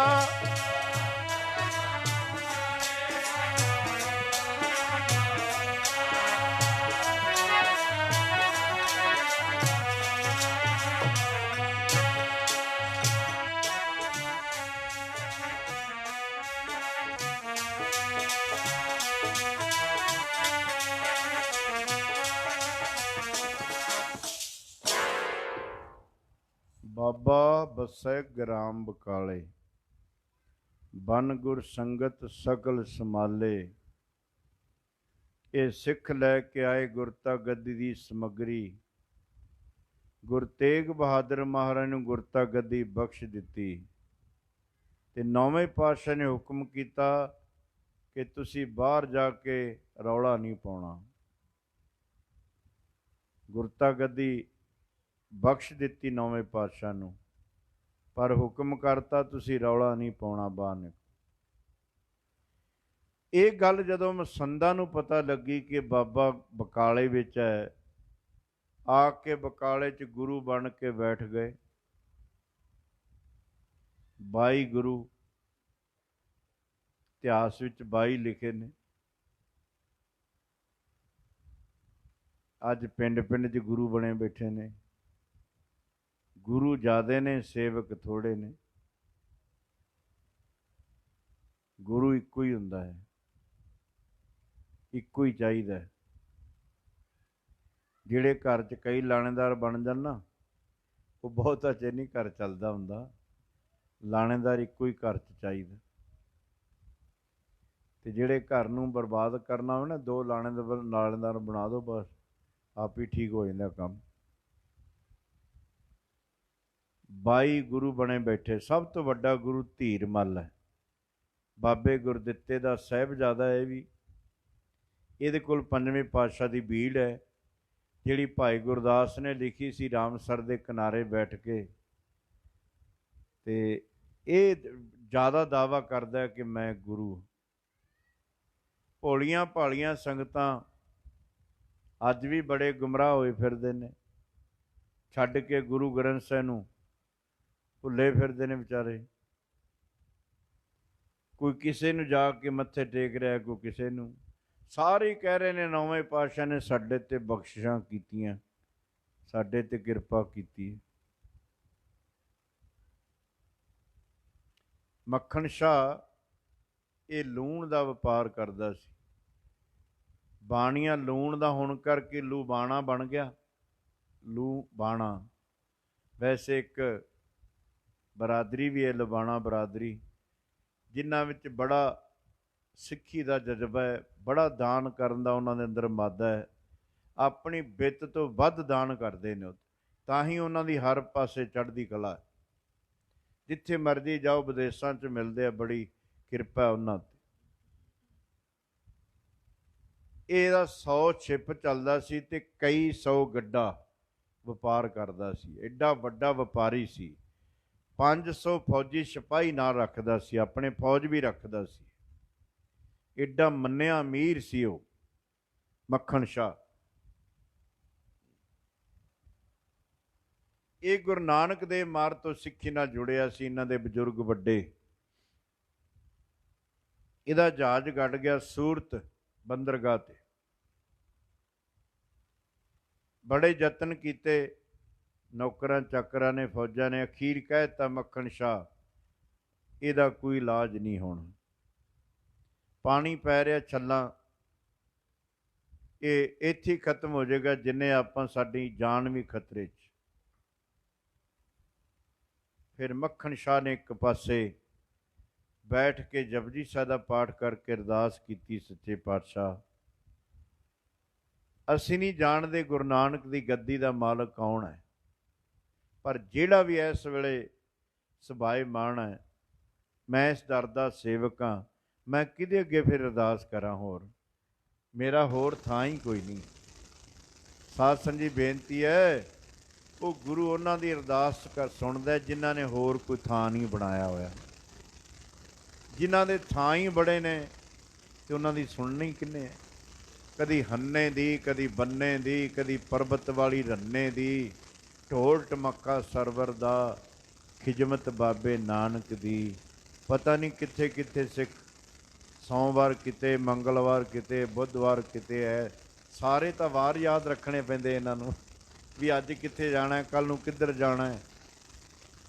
ਜਿੰਨਾ ਚਿਰ ਸ਼ਬਦ ਦੀ ਕਮਾਈ ਨਹੀਂ ਨਾ ਕਰਦਾ, ਉਹਨਾਂ ਚਿਰ ਗੱਲਬਾਤ ਬਣਨੀ। ਭੱਜ ਲੈ ਜਿੰਨਾ ਕੁ ਭੱਜਿਆ ਜਾਂਦਾ ਤੇਰੇ ਤੋਂ, ਗੱਲ ਅੰਦਰ ਜੁੜ ਕੇ ਬਣਨੀ ਹੈ।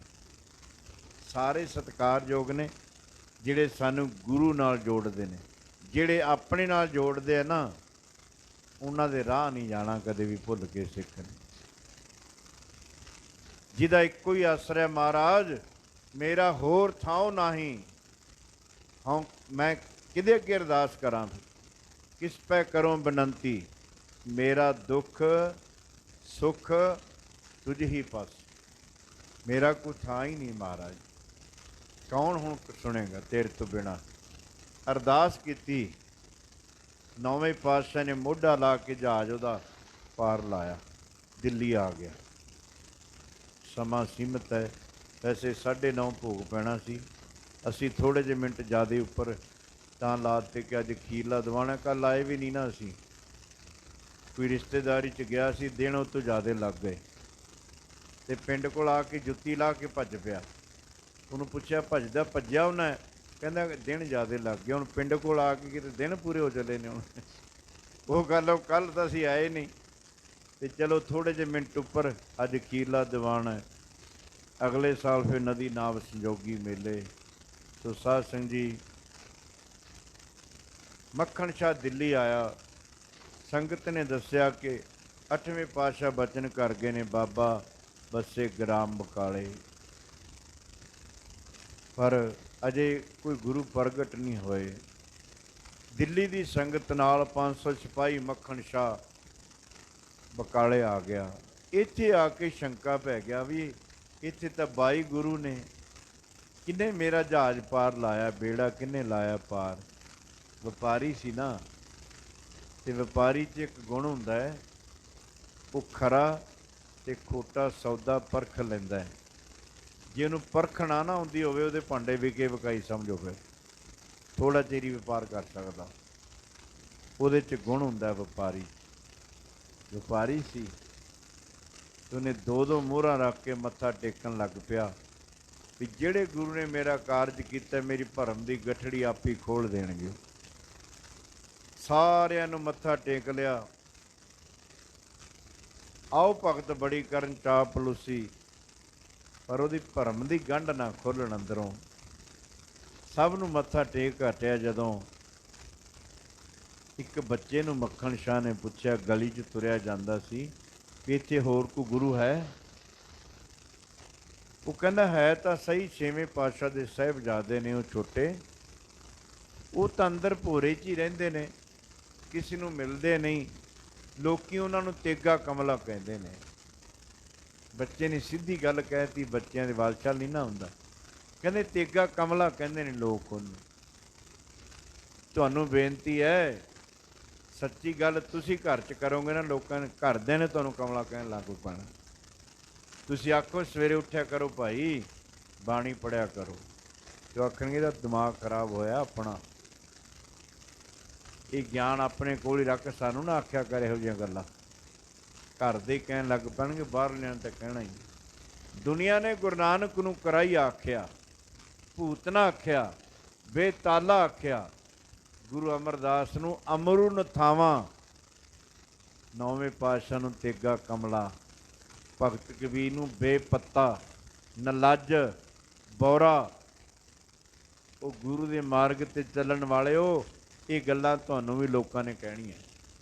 ਰੋਜ਼ ਗੁਰਦੁਆਰੇ ਤੁਰੇ ਰਹਿੰਦੇ ਨੇ, ਇਹਨਾਂ ਨੂੰ ਲੰਗਰ ਮੂੰਹ ਲੱਗਿਆ ਇਹਨਾਂ ਦੇ, ਇਹ ਕਿੱਥੇ ਘਰੇ ਪ੍ਰਸ਼ਾਦਾ ਛਕਦੇ। ਤੁਹਾਨੂੰ ਵੀ ਕਹਿਣਗੇ ਗੱਲ, ਇਹ ਗੁਰੂਆਂ ਨੇ ਤਾਂ ਖਵਾਈਆਂ ਆਪਣੇ ਆਪ ਨੂੰ, ਸਿੱਖਾ ਤੈਨੂੰ ਵੀ ਕਹਿਣਗੇ ਲੋਕ। ਛੱਡ ਨਾ ਦਈ ਕਿਤੇ, ਸੇਵਾ ਸੰਗਤ ਬਾਜੀ ਜਿੱਤ ਜਾਣਗੇ ਅਤੇ ਨਿੰਦਿਆ ਕਰਨ ਵਾਲਿਆਂ ਦੇ ਮੂੰਹ ਕਾਲੇ ਹੋਣਗੇ।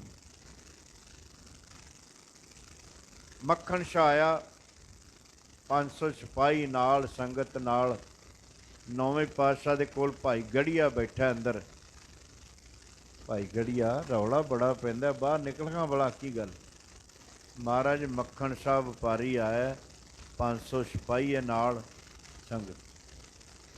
ਉਹਨੂੰ ਪਤਾ ਨਹੀਂ ਗੁਰੂ ਘਰ ਕਿਵੇਂ ਆਈਦਾ, ਚੜਾ ਕੇ ਫੌਜਾਂ ਲੈ ਰੌਲਾ ਪਾਉਂਦਾ, ਇੱਥੇ ਸ਼ੋਰ ਮਚਾਈਦਾ, ਜਾ ਉਹਨੂੰ ਕਹੋ।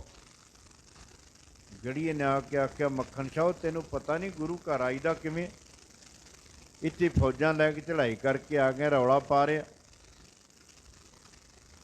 ਸਮਝ ਗਿਆ ਉੱਧਰ ਤਾਂ ਬੰਦੇ ਖੜਾਏ ਸੀ, ਆ ਜਾਓ ਪੂਰਾ ਗੁਰੂ ਇੱਧਰ ਹੀ ਹੈ। ਵੱਡੇ ਵੱਡੇ ਬੋਰਡ ਲਾ ਲਾ ਕੇ ਦੱਸਣਾ ਪੈਂਦਾ, ਕਿਤੇ ਅਗਾ ਨੇ ਲੰਘ ਜਾ ਭੁਲੇਖੇ ਨਾਲ ਕਿਤੇ। ਸਾਧ ਸੰਗਤ ਜੀ, ਦੀਵਾ ਚਾਹੀਦਾ, ਪਤੰਗੇ ਆਪਣੇ ਆਪ ਹੀ ਆ ਜਾਂਦੇ। ਕਦੇ ਚਿੱਠੀ ਨਹੀਂ ਪਾਉਂਦਾ ਪਤੰਗਾ, ਪਤੰਗੇ ਨੂੰ ਦੀਵਾ ਆ ਜਾ ਮੈਂ ਜਗਣ ਲੱਗਿਆ। ਦੀਵਾ ਚਾਹੀਦਾ, ਪਤੰਗੇ ਆਪੇ ਹੀ ਆ ਜਾਣ। ਫੁੱਲ ਚਾਹੀਦਾ, ਭਵਰੇ ਤਾਪੀ ਫੁੱਲਾਂ ਨੂੰ ਲੱਭ ਲੈਂਦੇ ਨੇ, ਪਰ ਪਲਾਸਟਿਕ ਦੇ ਫੁੱਲਾਂ 'ਤੇ ਨਹੀਂ ਆਉਣਾ। ਪਲਾਸਟਿਕ ਵਾਲਿਆਂ ਨੂੰ ਤਾਂ ਸੱਦਣੇ ਹੀ ਪੈਣਗੇ। ਫੁੱਲ ਬਣ ਜਾ, ਭਵਰੇ ਆਪਣੇ ਆਪ ਹੀ ਆਉਣਗੇ ਤੇਰੇ ਕੋਲ। ਸੋ ਸਾਧ ਸੰਗਤ ਜੀ, ਮੱਖਣ ਸ਼ਾਹ ਸਮਝ ਗਿਆ। ਉੱਧਰ ਪ੍ਰੇਰ ਕੇ ਲਿਜਾ ਰਹੇ ਨੇ, ਇੱਧਰ ਕਹਿ ਰਹੇ ਨੇ ਤੈਨੂੰ ਪਤਾ ਨਹੀਂ ਗੁਰੂ ਘਰ ਕਿਵੇਂ ਆਈਦਾ। ਸੋ ਮਾਤਾ ਨੂੰ ਬੇਨਤੀ ਕੀਤੀ। ਮੱਖਣ ਸ਼ਾਹ ਇਕੱਲਾ ਚਲਾ ਗਿਆ ਅੰਦਰ, 2 ਮੋਹਰਾਂ ਰੱਖੀਆਂ, ਮੱਥਾ ਟੇਕਿਆ। ਥੋੜ੍ਹਾ ਚਿਰ ਖੜਾ, ਮਨ ਕਹਿੰਦਾ ਗੱਲ ਤਾਂ ਇੱਥੇ ਵੀ ਉਹੀ ਹੋਈ ਹੈ। ਮੈਂ ਤਾਂ ਸਮਝਿਆ ਸੀ ਵੀ ਮੇਰਾ ਕਾਰਜ ਰਾਸ ਹੋ ਜਾਏਗਾ, ਪਰ ਨਹੀਂ। ਜਦੋਂ ਮੁੜ ਪਿਆ ਨਾ ਪਿਛਾ ਨੂੰ, 9ਵੇਂ ਪਾਤਸ਼ਾਹ ਨੇ ਮਗਰੋਂ ਚੋਲਾ ਫੜਿਆ ਉਹਦੇ। ਮੱਖਣ ਸ਼ਾਹ, ਆ ਚਾਦਰ ਪਰਾਂ ਕਰ ਮੁੱਢੇ ਤੋਂ। ਚਾਦਰ ਪਰਾਂ ਕੀਤੀ ਜਦੋਂ ਮੱਖਣ ਸ਼ਾਹ ਨੇ, ਉਹ ਕਿੱਲ ਉਸ ਤਰ੍ਹਾਂ ਹੀ ਜ਼ਖਮ। ਉਹ ਜਦੋਂ ਤੇਰੀ ਜਾਨ ਖਤਰੇ ਸੀ ਮੱਖਣ ਸ਼ਾਹ, ਉਦੋਂ ਅਰਦਾਸ ਕੀ ਕੀਤੀ ਸੀ ਤੈਂ?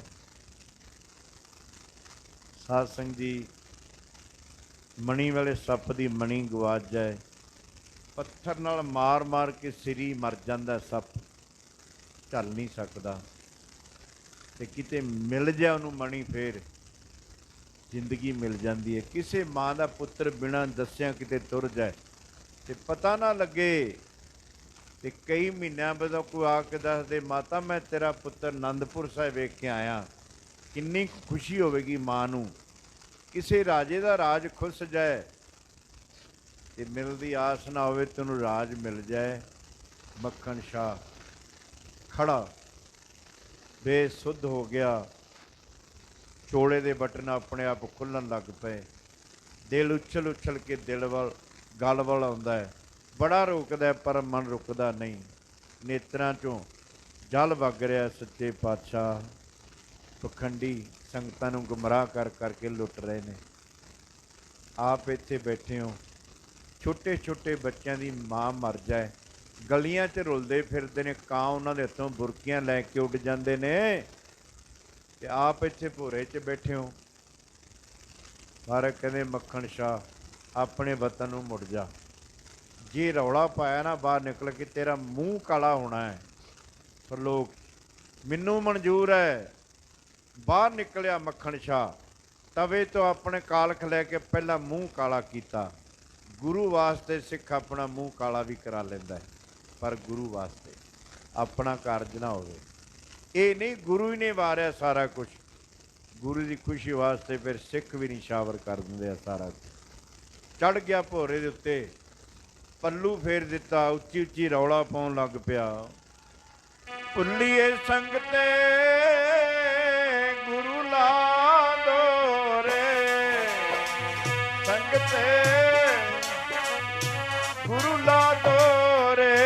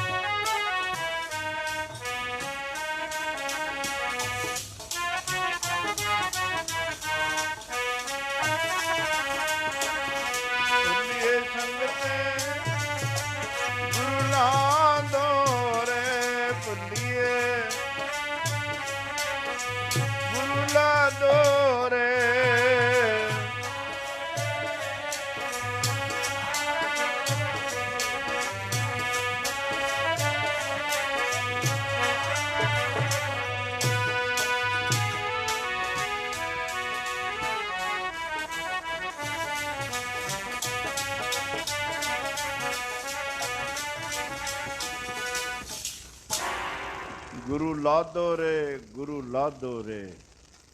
ਸੌ ਸੰਗਤਾਂ ਦਾ ਇਕੱਠ ਹੋ ਗਿਆ। ਸ਼ਾਮ ਤੱਕ ਸੰਗਤਾਂ ਦਰਸ਼ਨ ਕਰਦੀਆਂ ਰਹੀਆਂ। ਘੋੜੀ ਤੇ ਚੜ੍ਹ ਕੇ ਮਹਾਰਾਜ ਗਏ ਬਾਹਰ ਚੱਲਣ। ਧੀਰ ਮੱਲ ਤੇ ਸਿੰਘਾਂ, ਸਿੰਘੇ ਨੇ ਗੋਲੀ ਚਲਾਈ ਗੁਰੂ ਤੇਗ ਬਹਾਦਰ ਮਹਾਰਾਜ। ਇਹ ਮਸੰਦ ਹੈ ਧੀਰ ਮੱਲ ਦਾ ਸਿੰਘਾਂ। ਗੋਲੀ ਚੱਲੀ, ਘੋੜੀ ਉਹ ਖੜਕੇ ਨਾਲ ਘੋੜੀ ਤਰਬਕ ਗਈ, ਗੋਲੀ ਇੱਕ ਪਾਸਿਓਂ ਲੰਘ ਗਈ। ਨੌਵੇਂ ਪਾਤਸ਼ਾਹ ਮਹਾਰਾਜ ਕਹਿੰਦੇ ਧੀਰ ਮੱਲ, ਗੁਰੂ ਨਾਨਕ ਸੱਚੇ ਪਾਤਸ਼ਾਹ ਤੇਰੇ ਅੰਦਰ ਟਿਕਾ ਬਖਸ਼ੇ। ਧੀਰ ਮੱਲ ਤੈਨੂੰ ਨਾਮ ਚੇਤੇ ਆਵੇ, ਤੈਨੂੰ ਮਾਇਆ ਤੋਂ ਸੰਤੁਸ਼ਟੀ ਬਖਸ਼ੇ। ਫਿਰ ਮਹਾਰਾਜ ਜੀ ਬਚਨ ਕਰਦੇ ਰਹੇ। ਸਵੇਰੇ ਦਰਬਾਰ ਲੱਗਿਆ ਤੋ ਸਾਧ ਸੰਗਤ ਜੀ ਧੀਰ ਮੱਲ ਦੇ ਮਸੰਦ ਸਿੰਘ ਨੇ ਫਿਰ ਗੋਲੀ ਚਲਾਈ, ਮਾਰ ਦਿੱਤੀ। ਮਾਰਦੇ ਮੱਥੇ ਨੂੰ ਛੂਹ ਕੇ ਲੰਘ ਗਈ। ਸਾਰਾ ਸਮਾਨ ਚੱਕ ਕੇ ਗਠੜੀਆਂ ਲੈ ਗਏ ਸਿੰਘਾਂ ਧੀਰ ਮੱਲ। ਮੱਖਣ ਸ਼ਾਹ ਨੂੰ ਜਾ ਕੇ ਦੱਸਿਆ, ਉਹ ਮੱਖਣ ਸ਼ਾਹ ਤੇਰੇ ਗੁਰੂ ਤੇ ਗੋਲੀ ਚੱਲ ਗਈ। ਸਾਧ ਸੰਗਤ ਜੀ ਆਇਆ ਫੌਜਾਂ ਸਮੇਤ।